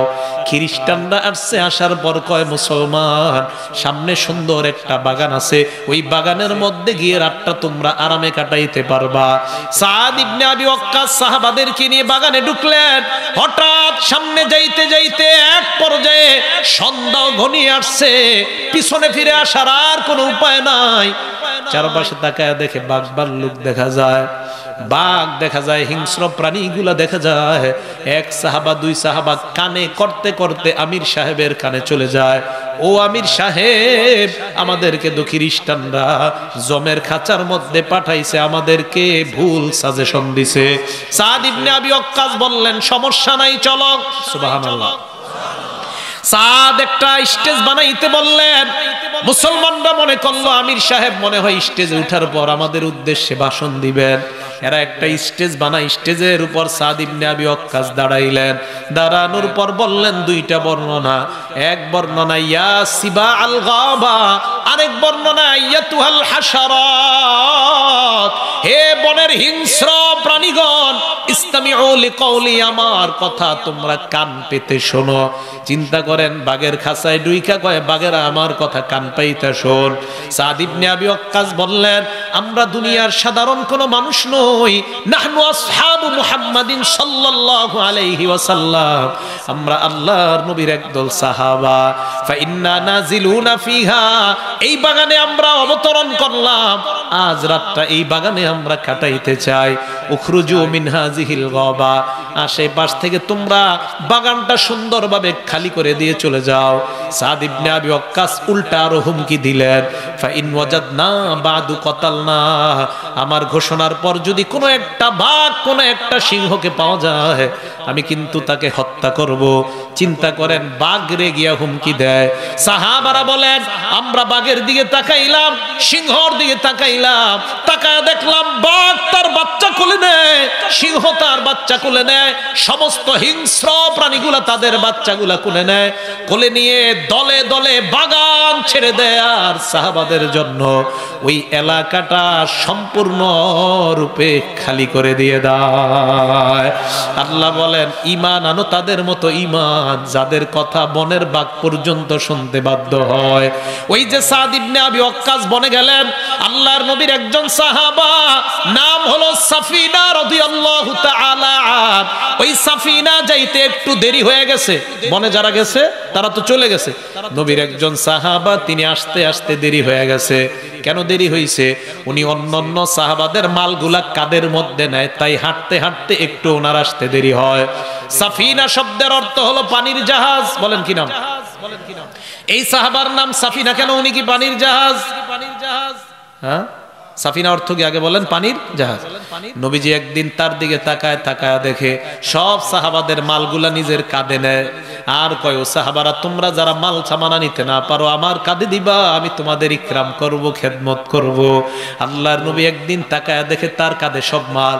নবী কয়, সর্বনাশ, সাফিনা তো পানিতে চলে, মানে জাহাজ তো পানিতে চলে, আমার সাফিনা দেখি মাটির উপর চলে, মানে আমার পানির জাহাজ দেখি মাটির উপর চলে। নবীর সাহাবা কয়, সাহাবাদের দল, আমার নবী আমাকে কি বললেন? কয়, তোমারে সাফিনা বলছে। ওই সাহাবা বলেন, আমার আসল নাম তোমরা ভুলে যাও, কেটে দাও, কিয়ামত পর্যন্ত যেন মুসলমান আমার নামটা সাফিনা বলেই স্মরণ করে, কারণ আমার নবী মুখ দিয়া বলছে। এই জন্য আমার আসল নাম ভুলে যাও, আজকে থেকে আমি আমার নাম সাফিনা হিসাবে গ্রহণ করে নিলাম। এই নবীর সাহাবা সাফিনা, উনি আস্তে আস্তে জঙ্গলের মধ্যে ঢুকতে দেরি হয়ে যায়। ওনার সামনে আদরাকাহুজ্জিবু, একটা নেকড়ে বাঘ, হিংস্র বাঘ তার সামনে পড়ছে। বাঘ যদি মানুষ দেখে আক্রমণ করতে চায়, সাফিনাকে দেখার পর যখন আক্রমণ করবে, দেখেন কি কয় সাফিনা, কয়, আইয়ুহাজ্জিবু, হে নেকড়ে বাঘ, থেমে যাও, থেমে যাও। বাঘ কয়, কি রে, কি কয়? কয়, থেমে যাও, আমি সাধারণ মানুষ না, ইন্নী মিন আসহাবি মুহাম্মাদিন সাল্লাল্লাহু আলাইহি ওয়াসাল্লাম, আমি আল্লাহ নবীর একজন সাহাবা, আমি সাহাবাদের মালগুলা বহন করার কারণে আসতে দেরি হয়ে গেছে, আমার একাকিত্বের দুর্বলতায় আমার উপর তুমি আক্রমণ করবা না, আমার উপর যদি আক্রমণ করো সাহাবাদের মাল সামানাগুলো আমি পৌঁছাইতে পারবো না। সাফিনা বলেন, বাঘটা আমার দিকে চেহারা ছিল, হঠাৎ দেখলাম বাঘ তার লেজ আমার দিকে দিয়ে, চেহারাটা সামনের দিকে দিয়ে আমার দিকে লেজটা এইভাবে ঘুরায় আর বুঝায়, ও নবীর সাহাবা, এই দিক দিয়া রাস্তায় যাইতে তোমার যেন কোনো সমস্যা না হয়, আমি বাঘ তোমাকে পাহারা দিতে দিতে তোমার সাথীদের পর্যন্ত পৌঁছায়া দে। আল্লাহ বলেন, আমিনু কামা আমানান নাস, ঈমান আনো তাদের মতো ঈমান। আল্লাহর নবীর একজন সাহাবা নাম খুবাইব রাদিয়াল্লাহু তাআলা আন, কি নাম? 10 জন সাহাবাকে নবী পাঠাইলেন দাওয়াত দেওয়ার জন্য। বেঈমানরা 10 জনের সাথে বিশ্বাসঘাতকতা করলো, 7 জনকে হত্যা করলো, বাকি আছে কয়জন? এই 3 জনের 2 জনকে হত্যা করলো, বাকি আছে কয়জন? একজন হলেন খুবাইব রাদিয়াল্লাহু তাআলা আন। এই খুবাইবকে যারা বন্দী করলো, খুবাইবকে তারা মক্কার বেঈমানদের কাছে বিক্রি করে দিছে। মক্কার বেঈমানরা হযরত খুবাইবকে একটা ঘরের মধ্যে আটক করে রাখছে। যেই ঘরের মধ্যে আটক করে রাখছে, ওই ঘরের মধ্যে একটা মেয়ে ছিল, মেয়েটার নাম জায়নাব। কি নাম? এই নামটা মনে রাখবেন, ঘটনা এই নামটা মনে রাখতে হবে। কি নাম? জয়নব। হযরত খুবাইব ওই ঘরের মধ্যে থাকে, একটা ঘরে আটক করে রাখে, খাবার দেয় না, পানি দেয় না। একদিন বেঈমানরা আইসা কয়, খুবাইব ঘর থেকে বের হও। ভালো করে শুনবেন, বের হইছে। বের হওয়ার পর কয়, আজকে তোমাকে হত্যা করা হবে। কি করা হবে? নিয়ে গেছে বাইর করে, রাস্তা দিয়ে হাঁটতেছে। বেঈমানরা কয়, ও মক্কার ছোট ছোট পোলাপানরা, তোরা কোথায়? বুড়ারাও বের হইছে, ছোটরা বের হইছে, নারীরা পুরুষ সবাই বের হইছে তামাশা দেখার জন্য। কি তামাশা? একটা মুসলমানকে হত্যা করা হবে, এই তামাশা। খুবাইব সামনে হাঁটতেছে, পিছনে সব বেঈমান। এক জায়গায় গেছে, যাওয়ার পর দেখে এরকম একটা মঞ্চ, মঞ্চের পিছনে একটা কাঠ। বেঈমানরা খুবাইবকে কয়, তুরিদু আন তাফআলা শাইআন ক্বাবলা মাউতিক, মরণের আগে তোমার কোনো চাহিদা আছে কিনা? খুবাইব কয়, উরিদু আন উসাল্লিয়া রাকাতাইন, আমি আল্লাহর জন্য 2 রাকাত নামাজ আদায় করতে চাই। এই জন্য মনে রাখবেন, মুসলমানকে যদি কেউ ঠেট করে তোমার একটু পরে মরণ হবে, এটা খুবাইবের থেকে সুন্নত জারি হয়ে গেছে, তখন ওই মুসলমান বলা উচিত, আমি 2 রাকাত নামাজ আদায় করতে চাই। হ্যাঁ, এই বর্ণনা সুন্নত, এটা খুবাইবের ওই সুন্নাহ জারি করতে হবে। হযরত খুবাইব বললেন, 2 রাকাত সালাত আদায় করতে চাই। খুবাইব নামাজের মধ্যে দাঁড়াইলেন। নামাজের মধ্যে দাঁড়ানোর পর নামাজটার মধ্যে বড় মজা পাইতেছিলেন। খুবাইব সালাম ফিরাইলেন। বেঈমানরা কয়, তুমি কেন এত তাড়াতাড়ি নামাজ শেষ করলা? হযরত খুবাইব বললেন, আমি নামাজের মধ্যে এত মজা পাইতেছিলাম, হঠাৎ আমার মনে পড়লো, আমি যদি নামাজ বিলম্ব করি তোমরা বলা বলি করবা মুসলমান মরণকে ভয় পায়, পাত্তাই নামাজ শেষ করে না, আর তোমরা হাসাহাসি করবা। আমি খুবাইব মরণের আগে তোমরা ইসলাম নিয়ে সামান্য সময় হাসাহাসি করবা, আমি মুসলমান হয়ে এটা বরদাস্ত করতে পারবো না, এই জন্য নামাজ তাড়াতাড়ি শেষ করলাম। খুবাইব কি সুন্নত জিন্দা করে গেলেন দেখেন। এ মুসলমান, এখনো সুযোগ আছে। আমরা 95% বাংলাদেশের মুসলমান, কিন্তু আমাদের দেশের ইসলাম নিয়ে এখন পুরা দুনিয়া হাসাহাসি করে। কারণ আমরা মুসলমান নামে বলি, কিন্তু মাঝে মাঝে দুই একটা কর্মকাণ্ডে দেখা যায় আসলে আমরা নামে মুসলমান, ওই কর্মকাণ্ডে দেখা যায় হাজার হাজার নাস্তিক আর বেঈমান। মুসলমানরা কেমন হবে? হযরত খুবাইব বললেন, না না, ইসলাম নিয়ে হাসাহাসি করবে, আমি এটা সুযোগ দিতে পারি না। খুবাইবকে মঞ্চের উপর উঠায়, পিছনে কাঠ, এই কাঠের সাথে হাতটা দুই দিকে দিস, পেরেক আনছে, পেরেক চিনেন তো? পেরেক আনার পর হাতে আর ওই কাঠের সাথে পেরেক বসাইয়া কাঠের সাথে লাগায়া দিস। পায়ের মধ্যেও পেরেক, হাতের মধ্যেও পেরেক, এইভাবে কাঠের মধ্যে বসায়া দিস। পুরা শরীরটা পেরেক দিয়া কাঠের সাথে লাগায়া দেওয়া। যেই যেই জায়গাগুলোতে পেরেক রক্ত পড়তেছে, মাথাটা নিচের দিকে দিয়ে রাখছে। আমি 2-4 দিন পর ঘটনাটা পড়ি। এতটুকু হলেই হতো। বেঈমানরা কি করছে? সুই আর কাটা আনছে, কতগুলা সুই আনছে। মা বোনরা লাউ দিয়া মোরব্বা বানায়, সুই দিয়ে আঘাত করে যেইভাবে খুবাইবের শরীরের সামনে দিয়ে সুই আর কাটা দিয়ে এইভাবে একের পর এক তারা আঘাত করতে লাগলো।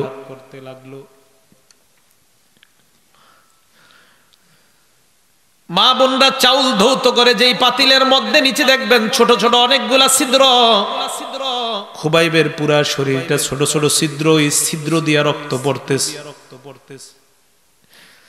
একটা মুসলমানের এইভাবে রক্ত বেঈমানরা তামাশা দেখতেছে। মাথাটা নিচের দিকে দিয়ে রাখছে। এই মুহূর্তে একটা বেঈমান কয়, খুবাইব মাথা উঠাও। মাথা উঠাইছে। মাথা উঠানোর পর বেঈমান কয়, খুবাইব একটা শব্দ বলো, তোমাকে আমরা ছেড়ে দেই। খুবাইব মাথা উঠায় কয়, কি বলবো বলো? কয়, মুহাম্মদ রে একটা গালি দাও, তোমারে আমরা ছেড়ে দেই।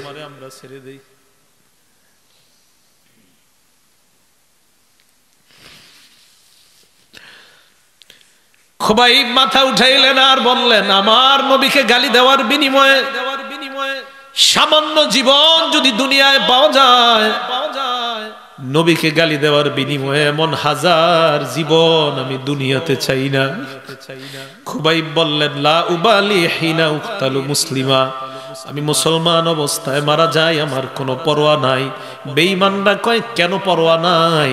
খুবাইব জবাব দেয়, কারণ আমি এই মুসলমান অবস্থায় যদি আল্লাহর কাছে যাই, আমি সাথে সাথে আল্লাহর জান্নাতের মেহমান।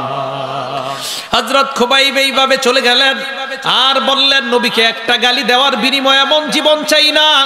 মানিকগঞ্জের এই সিংগাইরের মুসলমান আলেমরা আমাদের সামনে আছে, আপনাদের এলাকার ইমাম খতিবরা আছে।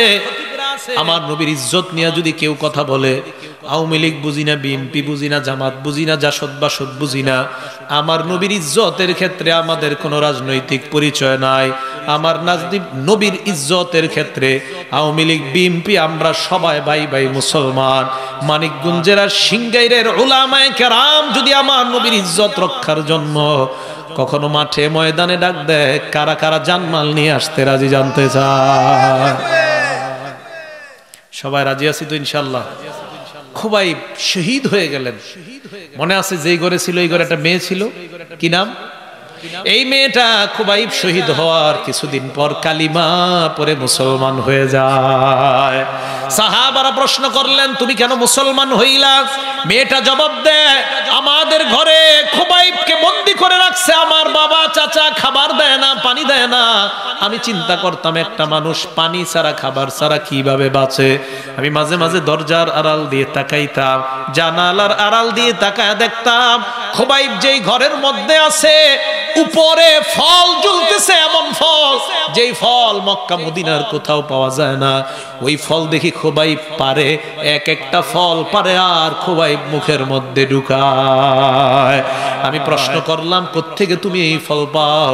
খুবাইব জবাব দেয়, কাউকে বলবা না।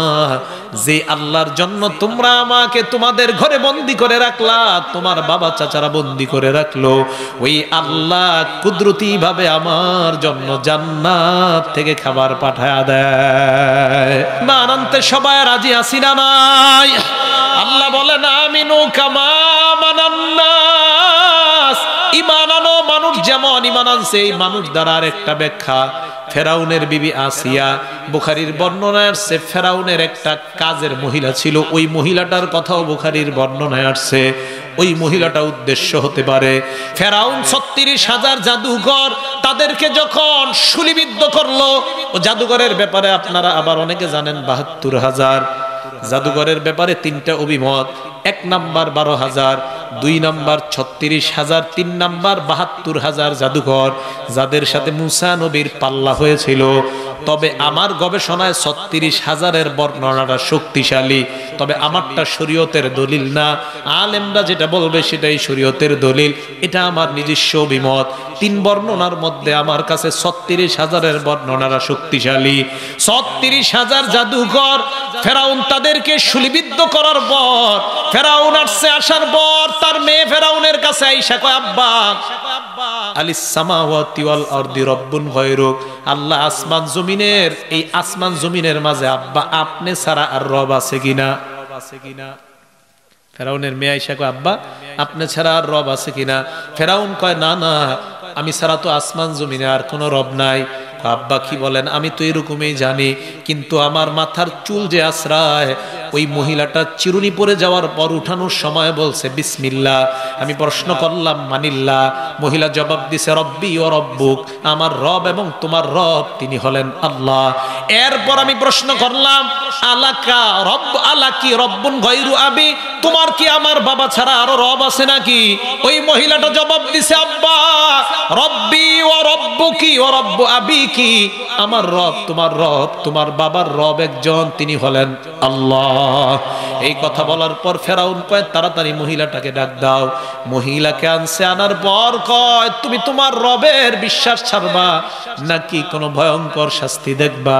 মহিলা কয়, কি শাস্তি দিবেন? কয়, তোমার সন্তান কয়জন? এক বর্ণনায় ৩ জন, আরেক বর্ণনায় ৭ জন, আরেক বর্ণনায় ১১ জন সন্তান। সন্তানগুলা আনছে, আনার পর একটার এই জায়গায় আবার ৩টা বর্ণনা, আগুন জ্বালাইছে অথবা তেল জ্বালাইছে অথবা ফাঁসির কাষ্ঠ, শুলিবিদ্ধ করার মাধ্যমে তাদেরকে হত্যার জন্য মঞ্চ কায়েম করা হয়। একদিকে আগুন অথবা তেল অথবা ফাঁসির কাষ্ঠ, আরেকদিকে মহিলা এবং তার সন্তানগুলা। ফেরাউন প্রশ্ন করলো, ঈমান ছাড়বা নাকি তোমার সামনে তোমার সন্তানগুলাকে শাস্তি দিব? ফেরাউনের সামনে মহিলা কয়, কেন? কয়, কারণ সন্তানদের শাস্তি তুমি মা সহ্য করতে পারবা না। মহিলা কয়, বাচ্চা আপনি মনে হয় জানেন না, আমার সন্তান সবগুলাও মুসার রবের উপর কালিমা পরে পাক্কা মুসলমান। ফেরাউন কয়, সবগুলাকে হত্যা কর। সবগুলা হত্যা করার পর মহিলাটা বাচ্চাগুলার দিকে তাকায় আছে। ফেরাউন কয়, তোমার কোনো আশা আছে কিনা? মহিলা কয়, বাচ্চা আমাকেও মারার পর আমার সন্তানের হাড্ডিগুলা যেখানে কবর দিবেন তাদের সাথে আমার হাড্ডিটাও কবর দিয়ে দিয়েন, এটাই আমার আশা। মহিলাটাকে হত্যা করা হয়, তবে এই জায়গায় সঠিক বর্ণনা তেলেরটাই হতে পারে, কারণ মহিলা বলছে হাড্ডিগুলা তেলে না পুরাইলে হাড্ডি হবে কিভাবে। আরেক বর্ণনায় জ্বলন্ত আগুনের মধ্যে পুড়িয়ে হত্যা করা হয়। এই কথা যখন হয়, মহিলাকে হত্যা করার পর ফেরাউন গেছে ম্যাডাম আসিয়ার কাছে। আসিয়াকে ডাক দিয়া কয়, আসিয়া ঘর থেকে আসিয়া জবাব দেয়, কি বলবেন বলেন। ফেরাউন কয়, কিছু শুনছো কিনা? আসিয়া কয়, কি শোনার আছে? ফেরাউন কয়, আসিয়া এই মাত্র আমাদের ঘরের কাজের মহিলা আর তার বাচ্চাগুলাকে হত্যা করে আসলাম। আসিয়া আসমানের দিকে তাকায় আছে, কয়, আমি জানি। ফেরাউন কয়, তুই কিভাবে জানো? আসিয়া কয়, যাদেরকে তুমি হত্যা করলা এদের মাঝে যেই মহিলাটা তার ঈমান এত পাওয়ারফুল, এত শক্তিশালী, ওই মহিলাকে হত্যা করার পর আমি দেখতেছি আল্লাহর হাজার হাজার ফেরেশতারা তার আত্মাটা আল্লাহর কাছে নেওয়ার জন্য তাদের মাঝে প্রতিযোগিতা লেগে যায়। ফেরাউন কয়, তোর মুখে আল্লাহর নাম, তুইও কি আল্লাহ মানস? আসিয়া জবাব দে, হ্যাঁ আমিও আগে চুপে চুপে কালিমা পরে পাক্কা মুসলমান। ফেরাউন দৌড়ায় গেছে, হামান তুই কোথায় দোস্ত? হামান কয় কেন? কয় সর্বনাশ, আমার বিবিও নাকি আল্লাহ মানে। হামান কয় সিসি, খোদার বউ যদি খোদারে না মানে মানুষ কি বলবে? মনে রাখবেন, যারা বাচ্চা হয় না তা নেত্রী হয়, তারা এত খারাপ হয় না। চামচাগুলা যত বদমাইশ হয়, চামচাগুলাই যত খারাপ। মহিলা এই কথা আসিয়ার ব্যাপারে হামানের কাছে গিয়ে কয়, হামান সর্বনাশ, আমার বিবি খোদা মানে। কয় নাউজুবিল্লাহ, সর্বনাশ, খোদার বিবি যদি খোদারে খোদা না মানে মানুষ কিভাবে মানবো? ফেরাউন কয় ঠিকই তো কইছস, কি করতে পারি? কয়েক কাজ করেন, মরুভূমির মধ্যে নিয়ে যান, বালু উত্তপ্ত বালুকাময় জমিনের মধ্যে নিয়ে যান। ওই জমিনের মধ্যে নেওয়ার পর জমিনের মধ্যে শোয়া দেন। শোয়ানোর পর চেহারাটা সূর্যের দিকে করে দেন। করে দেওয়ার পর তাকে বলবেন ঈমান ছাড়বে কিনা। যদি না ছাড়ে পরবর্তী স্টেপ আমি বলবো, আগে এটা করেন। আসিয়াকে উত্তপ্ত বালুর মধ্যে নিয়ে শোয়ায়, চেহারাটা সূর্যের দিকে করছে। করার পর ফেরাউন কয়, আসিয়া আতাতরুকিনাল ঈমান, ঈমান ছাড়বে কিনা বল। আসিয়া মুখ দিয়া জবাব দেয়, অসম্ভব, ওই আল্লাহর উপর কখনো বিশ্বাস ছাড়তে পারি না। ফেরাউন গিয়ে কয়, হামান আসিয়া তো ঈমান ছাড়তে চায় না।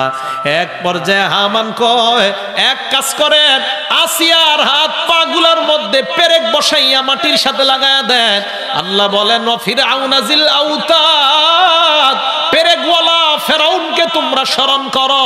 ওয়াতাদুন শব্দের অর্থ একটা পেরেক, আউতাদ মানে কমপক্ষে 3টা পেরেক। ফেরাউন সাধারণত মানুষের শরীরের মধ্যে 4টা পেরেক বসাইতো, কোন বর্ণনায় বেশি হইতে পারে। আসিয়ার শরীরে পেরেক বসায় দেওয়ার পর চেহারাটা সূর্যের দিকে দিয়ে রাখছে। মুসলমান বয়ানটা শুধু শুনবেন না, কলিজায় নিবেন আর ধারণা করবেন, আহারে আসিয়ার মতো আমাকেও যদি ওই বালুর মধ্যে শোয়ানো হইতো, চেহারাটা যদি সূর্যের দিকে দেওয়া হইতো, আমার শরীরে যদি পেরেক বসাইয়া বালুর সাথে লাগায় দেওয়া হতো। আসিয়ার চেহারা যখন দেওয়া হয়, আসিয়াকে ফেরাউন ডাক দিয়া কয়, আসিয়া তাতরুকিনাল ঈমান, ঈমান ছাড়বি কিনা? আসিয়া কোনো জবাব দেয় না, সাইড দিয়া চোখের মধ্যে পানি পড়তেছে। ফেরাউন গিয়া আসিয়ার এই জায়গায় মুখটা লাগায়, কানটা লাগায়। আসিয়ার জবানের ঠোঁটটা নড়ে আর ফেরাউন শুনতে পায় আসিয়ার জবান থেকে আল্লাহ আল্লাহ শব্দ বের হয়। হামানের কাছে গিয়া কয়, হামান না না, আসিয়া ঈমান ছাড়ে না। কয় এক কাজ করেন, বেলেট দিয়ে আসিয়ার শরীরের চামড়াগুলা উঠায়া দেন। বেলেট নিয়ে গেছে, নেওয়ার পর শরীরের চামড়াগুলা উঠায়া দিছে। শরীরের চামড়া উঠানোর পর একবার ভাবেন, গোস্তগুলা দেখা যায়, ওই গোস্তগুলার নিচে উত্তপ্ত বালু, পেটের উপর একটা পাথর, আবার চেহারাটা সূর্যের দিকে করা। ফেরাউন ডাক দিয়ে কয়, আসিয়া ঈমান ছাড়বে কিনা? আসিয়ার ঠোঁট নড়তেছে। ফেরাউন কান লাগায় শুনে আসিয়ার জবান দিয়ে আল্লাহ আল্লাহ শব্দ বের হয়। ফেরাউন গিয়ে কয়, হামান না না। হামান কয়, বিশাল একটা পাথর নেও, নিয়ে আসিয়াকে হত্যা করো। বিশাল একটা পাথর নেয়, নেওয়ার পর আসিয়ার সামনে যখন দাঁড়ায়, ফেরাউন আসিয়ার দিকে তাকায় দেখে এতক্ষণ আসিয়ার ঠোঁট নাড়ায়। আজকে পাথর নেওয়ার পর আসিয়ার দিকে তাকায় দেখে আসিয়ার ঠোঁটের মধ্যে হাসি দেওয়া শুরু হয়ে যায়। ফেরাউন আসিয়ার কাছে গিয়ে কয়, আসিয়া মায়ুবকি কি লিমা তাদহাকিন, কেন তুই মায়ুদহিকুকি লিমা তাদহাকিনা, কেন তুই হাসস, কোন কারণে তুই হাসস, কে তোকে হাসায়? আসিয়া কয়, বললে তো বিশ্বাস করবা না। আমি যদি বলি বিশ্বাস করবা কিনা? কয় বল। কয়, এই মুহূর্তে আমি আল্লাহর কাছে একটা দোয়া করলাম, রব্বি বিনিলি ইনদাকা বাইতান ফিল জান্নাহ ওয়া নাজ্জিনি মিন ফিরআউনা ওয়া আমালিহি ওয়া নাজ্জিনি মিনাল কওমিজ জালিমিন। আমি আল্লাহর কাছে দোয়া করলাম, আল্লাহ তুমি আমাকে জান্নাতে একটা ঘর বানায় দাও। 2 নম্বরে বললাম, ফেরাউন এবং তার জুলুম থেকে আমাকে তুমি বাঁচাও। 3 নম্বরে দোয়া করলাম, জালেম সম্প্রদায় থেকে আমাকে বাঁচাও। ফেরাউন কয়, দোয়া করছস বুঝলাম, হাসির কারণটা আমি জানতে চাই। আসিয়া জবাব দিয়ে কয়, স্বামী আমার, আমি আল্লাহর কাছে দোয়া করার পর আমাকে আল্লাহ যেই ঘরটা দিবে জান্নাতের, ফেরেশতাদের মাধ্যমে এই মুহূর্তে আমার চোখের সামনে উপস্থিত করে দিছে। আমি আমার জান্নাতের ঘর দেখে আমি হাসা শুরু করে দিলাম। ফেরাউন পাথর ফেলে আসিয়াকে হত্যা করে দেয়। আমাদের নবীকে সাহাবারা প্রশ্ন করলেন, ইয়া রাসূলুল্লাহ, আসিয়াকে হত্যা করার পর আসিয়ার কি কষ্ট হয় নাই? আল্লাহর নবী জবাব দিলেন, আসিয়ার উপর পাথর পড়ার আগে আসিয়ার আত্মা আল্লাহর জান্নাতের মেহমান হয়ে যায়। তাহলে জান্নাতের মধ্যে যাইতে সবাই রাজি আছি না নাই? আল্লাহ বলেন, এক নাম্বার শর্ত ঈমান। ঈমান আবার কেমন? তাদের মতো ঈমান। কিয়ামতের ময়দানে একদল মানুষ জান্নাত দিবেন আল্লাহ, আরেক দল মানুষকে জাহান্নাম দিবে। আরেক দল ঈমানদার যাদেরকে বিভিন্ন মেয়াদে আল্লাহ জাহান্নামের মধ্যে দিবে। ওই বিভিন্ন মেয়াদে যাদেরকে জাহান্নামের মধ্যে দিবে, এদের মধ্যে আল্লাহ পাক রব্বুল আলামিন যে ঈমানদার গুলাকেও জাহান্নামে দিবে, ফেরেশতাদেরকে একদিন ডাক দিয়ে বলবে, আল্লাহ, এ ফেরেশতা, যাও যাও জাহান্নামের মধ্যে যাও। যাওয়ার পর তালাশ করবা আমার কোন কোন ঈমানদার বান্দাগুলা জাহান্নামে। ওই বান্দাগুলাকে পাওয়ার পর আখরিজু মিনান নার, জাহান্নাম থেকে বের করবা। বের করার পর আদখিলুহুমুল জান্নাহ, ওই ঈমানদার গুলাকেও জান্নাতের মেহমান বানায়া দাও। ফেরেশতারা জাহান্নামে যায়, যাওয়ার পর তালাশ করে একদল ঈমানদারকে পায়। হাদিসে আসছে কান্নাহুমুল হুমাম। হুমাম শব্দের অর্থ কয়লা, সবগুলা কয়লার মতো কালি। ফেরেশতারা কয়, আল্লাহ, না না, এই কয়লার মতো কালো মানুষ জান্নাতে দেওয়া যাবে না, দেওয়া যাবে না। আল্লাহ কয়, কেন? কয়, মাবুদ, পরিবেশটা নষ্ট হবে। আল্লাহ কয়, না না, এদেরকে জান্নাতের দরজার সামনে নিয়ে যাও। জান্নাতের দরজায় একটা গাছ আছে, গাছের নিচে একটা নদী আছে। এই নদীটাকে বলা হয় নাহরুল হায়াত। বাংলায় এর অর্থ হলো জীবন সাগর। কি সাগর? আল্লাহ বলবেন, এই নদীতে তাদেরকে গোসল করাও। এদেরকে গোসল করানোর পর হাদিসের মধ্যে আসছে, দুনিয়ার সবচাইতে সুন্দর মানুষের চাইতে আরো সুন্দর বানাইয়া আল্লাহ তাদেরকেও জান্নাতের মেহমান বানায়া দিবেন। আল্লাহ ফেরেশতাদেরকে বলবেন, আর কোন ঈমানদার নাই? ফেরেশতারা জবাব দিবে, আল্লাহ, আর তো কোন ঈমানদার তালাশ করে পাই না। আল্লাহ বলবে, দেখ দেখ, তালাশ করে। ফেরেশতারা কয়, না, আর পাই না। আল্লাহর নবী বলেন, এমন কিছু ঈমানদার তখনও জাহান্নামে আছে যাদের ব্যাপারে নবী জানে না, ওলিরা জানে না, ফেরেশতারাও জানে না। চিটার মতো করে করে জাহান্নামের বিভিন্ন কিনারায় তারা পড়ে আছে। আল্লাহ নিজের কুদরতি পা বা কুদরতি হাত জাহান্নামে মারবে। মারার পর কোদাল, চিনেননি কোদাল? কোদাল দিয়া আপনারা যেইভাবে মাটি কাচান, ওই ঈমানদার বান্দাগুলা জাহান্নাম থেকে আল্লাহ কাচাইয়া সবগুলারে আল্লাহ বের করে ওই জীবন সাগরের মধ্যে চুবা দিয়া গোসল করাইয়া সবগুলাকে আল্লাহ জান্নাতের মেহমান বানায়া দিবেন। সবগুলাকে জান্নাতে দেওয়ার পর একজন বাকি আছে। কয়জন? কয়জন ঈমানদার বাকি? হাজার হাজার বছর জাহান্নামে জ্বলার পর ওই ঈমানদারের মনে আসবে, আল্লাহ, এতদিন তুমি আমাকে জাহান্নামে রাখলা। মুসলিম শরীফের হাদিসের বর্ণনা, মাবুদ গো, আমারও তো একটু জাহান্নামের বাহিরটা দেখতে মনে চায়। হাদিসটা শুনবেন, আমি বলে দেই। মুসনাদে আহমদ আর মুসলিম শরীফ দোনো কিতাব মিলায়া হাদিসটা বলতেছে। ওই বান্দা বের হওয়ার পর তার মনে মনে মনে হবে, আল্লাহ, এতদিন আমাকে জাহান্নামে রাখলা, জাহান্নামের বাহিরটা কেমন একটু দেখতে মন চায়। আল্লাহ একদিন বলবে, কিরে, তোর কি মন চায়? আল্লাহ তো জানে সব। মাবুদ, একটু জাহান্নামের বাহিরটা দেখমু কেমন। আল্লাহ বলে, এরপর আর কোনো কিছু আবদার করবি না তো? কয়, না না, আর কোনো আবদার জানাবো না। আল্লাহ বলবেন, যাও যাও, জাহান্নামের বাহিরে যাও, দেখে আসো। ওই বান্দা জাহান্নামের বাহিরে যায়, যাওয়ার পর তাকায়, এইভাবে তাকায় দেখবে সামনে বিশাল বড় একটা ময়দান। ওই ময়দানটা দেখার পর ওই বান্দা তাকায় দেখবে ময়দানের ওপাশে একটা সুন্দর বাড়ি দেখা যায়। এটা হলো এক বর্ণনা। আরেক বর্ণনায় ওই বান্দা যখন দেখবে একটা গাছ, এই গাছটার কাছে বান্দার যাইতে মন চায়। আল্লাহর কাছে বলে, আল্লাহ, গাছের নিচে আমি যাব। আল্লাহ বলে, গাছের নিচে যাওয়ার পর আর কোনো কিছু চাইবা না তো? কয়, না না, চাবো না। গাছটার কাছে যায়, যাওয়ার পর দেখে ওই গাছের মতো এত সুন্দর আর আরাম নাই। গাছের নিচে দাঁড়ায়। হাদিসের মধ্যে আসছে, গাছটা হবে রসালো গাছ। ওই গাছের রস পান করবে আর তার মজা লাগবে। গাছ কি গাছ এটা হাদিসে বলে নাই। আমার ধারণা খেজুর গাছ। কি গাছ? খেজুর গাছের রস আছে না? নাই, হাদিসে কিন্তু নাই। এটা কিন্তু ভুল বুঝেন না, মানে আমার ধারণা বলতেছে। নবী বলেন, এমন একটা গাছের কাছে যাবে। আরেক হাদিসে নবী বলছে, মুসলমানের সাথে কোন গাছের মিল আছে? নবীজি বলছেন খেজুর গাছের মিলাস। তো আমার ধারণা খেজুর গাছ হতে পারে, আমার ধারণা, কিন্তু আপনারা দলিল বানাবেন না, একটা ধারণা, কিন্তু শুনে নেন, একটা রসালো গাছ। বান্দাকে ওই গাছের নিচে দেওয়ার পর বান্দা হঠাৎ তাকায় দেখে দূরে আরো সুন্দর একটা গাছ, এটার চাইতে আরো সুন্দর। আপনারা বলেন ওর কি মন চাবে এখন?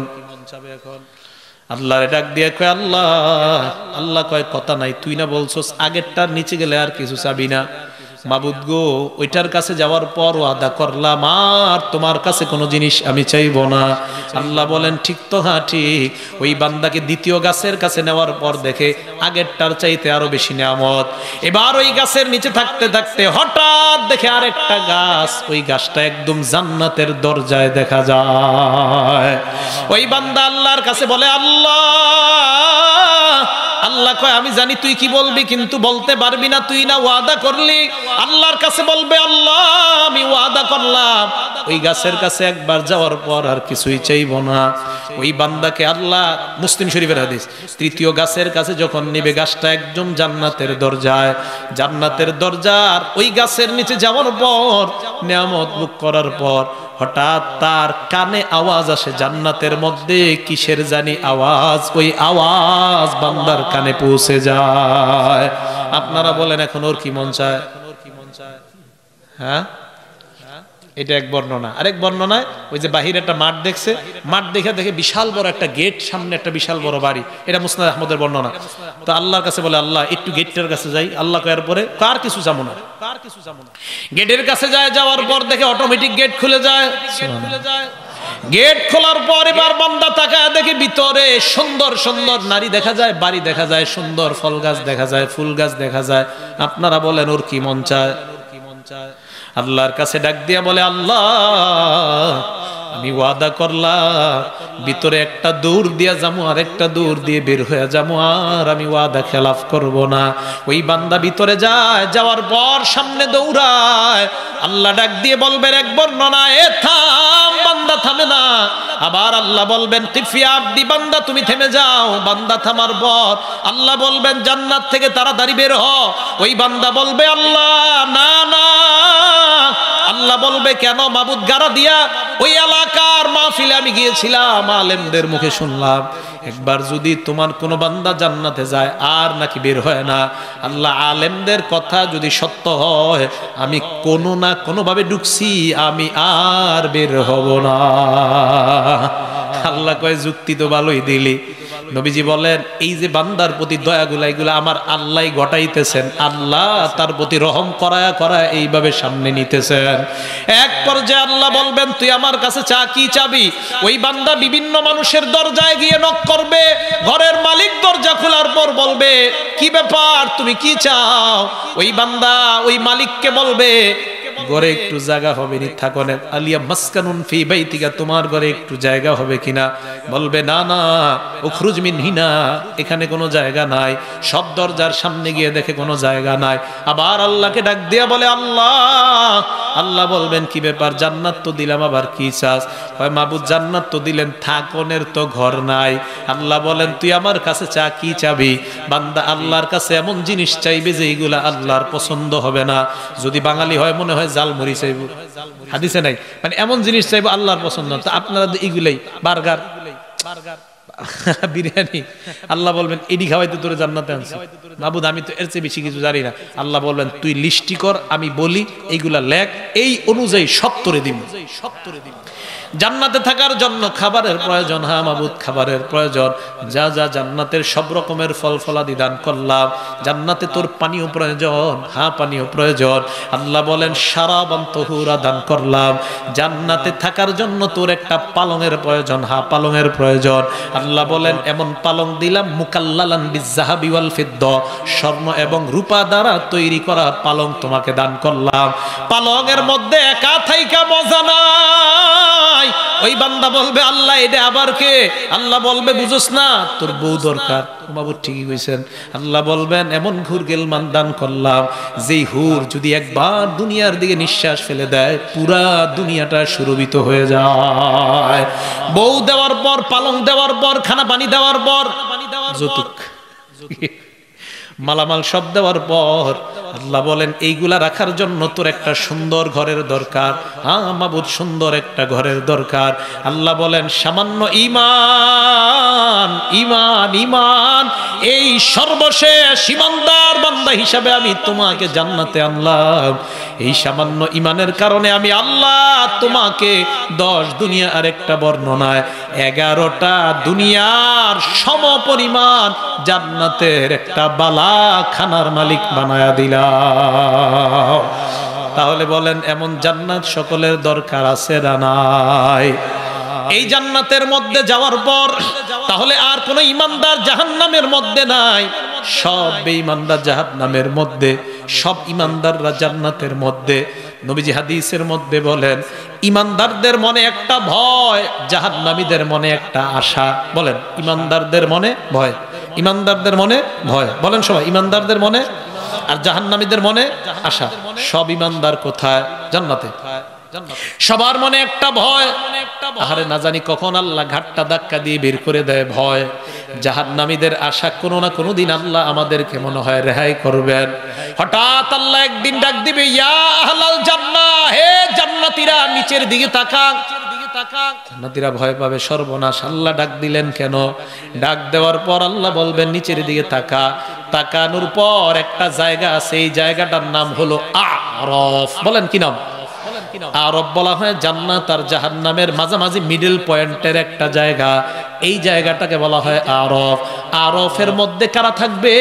যাদের নেকির পাল্লা আর বদির পাল্লা সমান সমান, তাদেরকে আল্লাহ আরফের মধ্যে রাখবে। আরফের মধ্যে যাদেরকে রাখবে, নিচে তাকাইলে দেখবে জাহান্নাম, উপরে তাকাইলে দেখবে জান্নাত। আল্লাহ ফেরেশতাদেরকে বলবে আরববাসীরা কি চায়? বুঝবে না? জান্নাত জাহান্নাম, মাঝে আরফ। এবার ফেরেশতারা বলবে আল্লাহ লাম ইয়াদখুলুহা ওয়া হুম ইয়াতমাউন, আল্লাহ এরা জান্নাতে যায় নাই, তবে এরা জান্নাতের মধ্যে ঢুকতে চায়। এই কথা বলার পর আল্লাহ বলবেন আরববাসীদেরকে বলো জান্নাতের দিকে তাকানোর জন্য, আর এক একজনকে বলো সালাম দিতে। এক একটা সালাম জান্নাতীদেরকে দিবে। ওই আরববাসীরা সালাম দিতে দিতে তাদেরকেও জান্নাতের মেহমান বানায় দাও। তাহলে আরববাসীরা এখন আর নাই আরফের মধ্যে, সবাই কোথায়? বুঝেন? উপরে জান্নাত, নিচে জাহান্নাম, মাঝখানে আরফ। আরফের মধ্যে আর কেউ নাই, আরফটা খালি। আল্লাহ বলবে জান্নাতীরা নিচে তাকায়। এবার আল্লাহ জাহান্নামীদেরকে ডাক দিবে, হে জাহান্নামীর দল উপরে তাকা। জাহান্নামীরা আশায় থাকবে, আরে আল্লাহ ডাক দিছে কতদিন পরে। এক আয়াতের মধ্যে আসছে জাহান্নামীরা জাহান্নামের দারোগা ফেরেশতাকে বলবে, ও ফেরেশতা, আল্লাহরে বলো একটু পানি দেওয়ার জন্য। তাফসীর ইবনে কাসিরে আসছে এদেরকে যখন ফেরেশতাকে ডাক দিবে, ডাক দেওয়ার পর ফেরেশতা তার ডাকের সারাটা কয়দিন পরে দিবে জানেন?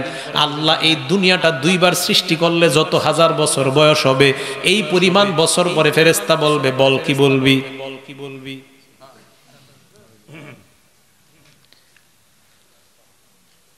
আল্লাহ বলবে জাহান্নামীরা আশায় আল্লাহর ডাকে সাড়া দিয়ে বলবে আল্লাহ। আল্লাহ বলবে উপরের দিকে তাকা। উপরের দিকে তাকায় দেখে আরফ। জান্নাতীদেরকে বলবে জায়গাটা চিনো কিনা? জান্নাতীরা ভয়ে ভয়ে বলবে হ্যাঁ আল্লাহ আরফ। এবার আল্লাহ একটা প্রাণী উপস্থিত করবে, হাদিসে আসছে কাহাইয়াতি কাবশিন, ভেড়া বা দুম্বার মতো একটা প্রাণী উপস্থিত করবে। এই প্রাণীটা উপস্থিত করার পর জান্নাতীদেরকে বলবে চিনো কিনা? না মাবুদ চিনি না। অথবা বলবে হ্যাঁ চিনি। আল্লাহ বলবে এটা হলো মরণ। এই মরণ নামক প্রাণীকে আমি, মরণটাকে একটা প্রাণীর রূপ দান করলাম। ওই মরণকে প্রাণীর রূপ দেওয়ার পর জাহান্নামীদেরকে বলবে দেখো এটা হলো মরণ, জান্নাতীদেরকে বলবে এটা মরণ। এই কথা বলার পর আল্লাহ বলবেন এবার ওই মরণকে ডাক দিয়ে বলবে মুতিয়া মাউত। আরেক বর্ণনায় মরণ নামক প্রাণীকে আল্লাহ জবাই করে দিবে। ওই মরণ নামক প্রাণীর মরণ হয়ে যাওয়ার পর আল্লাহ জান্নাতীদেরকে বলবে ইয়া আহলাল জান্নাহ খুলুদুন লা মাউতা ফিহা, হে জান্নাতীরা চিরস্থায়ী জান্নাতে বসবাস করা শুরু করে দাও। আজকের পর আর কোনো মরণ নাই। আমি আল্লাহ আজকে থেকে তোমাদেরকে চিরস্থায়ী সার্টিফিকেট দিয়ে দিলাম। একটু কল্পনা করবেন আপনার এই আমাদের আড্ডাটা যদি জান্নাতে হয় কত মজা হবে আড্ডাটা। এবার জাহান্নামীদেরকে বলবেন ইয়া আহলান নার খুলুদুন লা মাউতা ফিহা, জাহান্নামীরা জাহান্নামের মধ্যে চিরস্থায়ীভাবে কাটাও, আজকের পর আর কোনো মরণ হবে না। জাহান্নামীরা আফসোস করতে করতে বলবে, আহারে আল্লাহ যদি বলতো সমুদ্র পরিমাণ, দুনিয়া পরিমাণ, ওই পরিমাণ বালু কণা এইগুলা গুণে শেষ করা যাবে যেদিন, ওই দিনও যদি আল্লাহ একটু মুক্তি দেওয়ার ঘোষণা করতেন, তাও তো একটা আশায় থাকতাম। আল্লাহর নবী বলেন জাহান্নামীদের দাঁতগুলা হবে ভয়ঙ্কর, এক একটা দাঁত হবে মিস্তু জাবালি উহুদ, উহুদ পাহাড়ের সমপরিমাণ। উহুদ পাহাড়টা কত বড়, লম্বাই 10 মাইল, উপরে 2.5 মাইল। এক একটা দাঁত যদি 10 মাইল হয়, চিন্তা করেন 32টা দাঁতের জন্য কতটুকু জায়গা দরকার। ওই দাঁতগুলা যেই দেহের মধ্যে থাকবে, দেহটা কত বড়, ওই দেহটা যেই শরীরের মধ্যে থাকবে, শরীরটা কত বড় হবে। ভয়ঙ্কর শাস্তি গ্রহণ করবে জাহান্নামীরা। শুধু তাই নয়, এই শাস্তি গ্রহণ করতে করতে এক পর্যায়ে তারা বলবে পানি দাও। আল্লাহ বলবে সদিদু আহলিন নার, জাহান্নামীদের পুঁজগুলা একত্রিত করে তাদেরকে খাইতে দাও। জাহান্নামীরা পুঁজগুলা খাবে, গলার মধ্যে যখন যাবে, মাথার খুলিগুলা গরমে গলা দিয়া যাওয়ার সময় ওই জাহান্নামীরা বলবে আল্লাহ আর পান করতে পারি না। আল্লাহ বলবে কিছু করার নাই, এটাই তোমাদের পান করার জিনিস। পিছনের রাস্তা দিয়ে বের হয়ে যাবে। জাহান্নামীদের অবস্থা হবে এমন ভয়ঙ্কর, আর জান্নাতীদের অবস্থা হবে এত আনন্দদায়ক। জান্নাতীরা জান্নাতের নেয়ামত ভোগ করতে থাকবে। হঠাৎ একদিন জান্নাতীদেরকে কে যেন ডাক দিয়ে বলবে ইয়া আহলাল জান্নাহ, ও জান্নাতীরা। আশেপাশে তাকায় তাকায় দেখে কেউ নাই। জান্নাতীরা যখন দেখে কেউ নাই, গায়েব থেকে একটা আওয়াজ আসবে। ওই আওয়াজ থেকে বলবে, এ জান্নাতীদের দল, তোমাদেরকে অন্য কেউ সালাম দেয় নাই, আমি আল্লাহ তোমাদেরকে সালাম দিলাম। কে সালাম দেয়? এটাই হলো আলাদাইনা মাজিদ। জান্নাতীদেরকে সব নেয়ামত দেওয়ার পরেও আমার কাছে অতিরিক্ত পুরস্কার তাদের জন্য রেখে দিলাম। এটাই হলো ওই যে প্রথম আয়াতটা বললাম সূরা কফের 35 নাম্বার আয়াত। তাহলে জান্নাতে যাওয়ার পর সব দিবেন আল্লাহ। আল্লাহ বলেন আমার কাছে অতিরিক্ত পুরস্কার। এবার আল্লাহ বলবেন ফেরেশতা জান্নাতীরা আর কি চাও? জান্নাতীরা আল্লাহকে বলবে আল্লাহ ওয়াজাদনা মা ওয়াদানা রব্বুনা হাক্কা, তুমি যা যা বলছো সব আমরা পাইলাম। আলেমের গোষ্ঠীরা বলবে না না আল্লাহ সব পাই নাই। সুবহানাল্লাহ। আলেমরা বলবে পাই নাই। আল্লাহ বলবে মানে কি? আল্লাহ তো সব জানে। আলেমরা বলবে আল্লাহ আপনার নবী সাহাবাদেরকে নিয়ে পূর্ণিমার চাঁদের রাতে বসা, সাহাবাদেরকে বললেন পূর্ণিমার চাঁদের দিকে তাকাও। সাহাবারা পূর্ণিমার চাঁদের দিকে তাকায়। তাকানোর পর নবী বললেন এ সাহাবাদের দল, হাল তুযাম্মুনা ফি রুয়াতিহি, পূর্ণিমার চাঁদ দেখতে তোমাদের কোনো সমস্যা হয় কিনা? সাহাবারা জবাব দিলেন না না হুজুর, পূর্ণিমার চাঁদ দেখতে কোনো সমস্যা হয় না। আল্লাহর নবী বললেন সাতারাউনা রাব্বাকুম কামা তারাউনা হাযাল কমার ফি লাইলাতিল বদরি, এই যে পূর্ণিমার চাঁদের রাতে তোমরা চাঁদ দেখতে কোনো সমস্যা হয় নাই। জান্নাতের মধ্যে সরাসরি এই দুই চোখ দিয়া আল্লাহকে সরাসরি দেখবা, কোনো সমস্যা হবে না। জুমার দিন নবীর নেতৃত্বে কোটি কোটি মানুষ জান্নাতের বাজারে যাবে। কোটি কোটি মানুষ অপেক্ষা করবে, কি ব্যাপার আমরা কেন আসলাম? সবাই সামনে তাকায় দেখে আমাদের নবী দাঁড়ায় আছে। হঠাৎ জান্নাতীরা দেখবে আমাদের নবীর নেতৃত্বে কোটি কোটি জান্নাতি অপেক্ষা করতেছে। হঠাৎ তারা তাকায় দেখবে জান্নাতীদের সামনে আইসা আমাদের রব আমাদের রব আমাদের রব আল্লাহ এসে উপস্থিত হয়ে যায়। এই যে আল্লাহকে দেখা, এই আল্লাহর দেখাটা হবে সবচেয়ে বড় নেয়ামত জান্নাতীদের জন্য। এই নেয়ামতটা সবাই ভোগ করতে চাই কি চাই না? তাহলে এই নেয়ামত যদি চাই জান্নাতে যাওয়া লাগবে। জান্নাতে যাইতে চাইলে মরা লাগবে। মরণের পর গ্রুপ হবে দুইটা, একটা হতভাগা আর একটা সৌভাগ্যবান। সৌভাগ্যবানের 2 গুণ, 1 নাম্বার ঈমান, 2 নাম্বার নেক কাজ। নেক কাজ করার আগে বলছে ঈমান। ঈমান আবার কাদের মতো ঈমান? সাহাবাদের মতো ঈমান। কিয়ামতের ময়দানে একদল জান্নাত আর একদল জাহান্নাম, আরেক দল ঈমানদার জাহান্নাম। তাদের মধ্যেও সর্বশেষ ঈমানদারের ঠিকানা হলো জান্নাত। তাহলে আল্লাহ আমাকে আপনাকে আমাদের সকলকে ঈমান নিয়ে যেন কবরে যাইতে পারি, আল্লাহ সকলকে তৌফিক দান করে।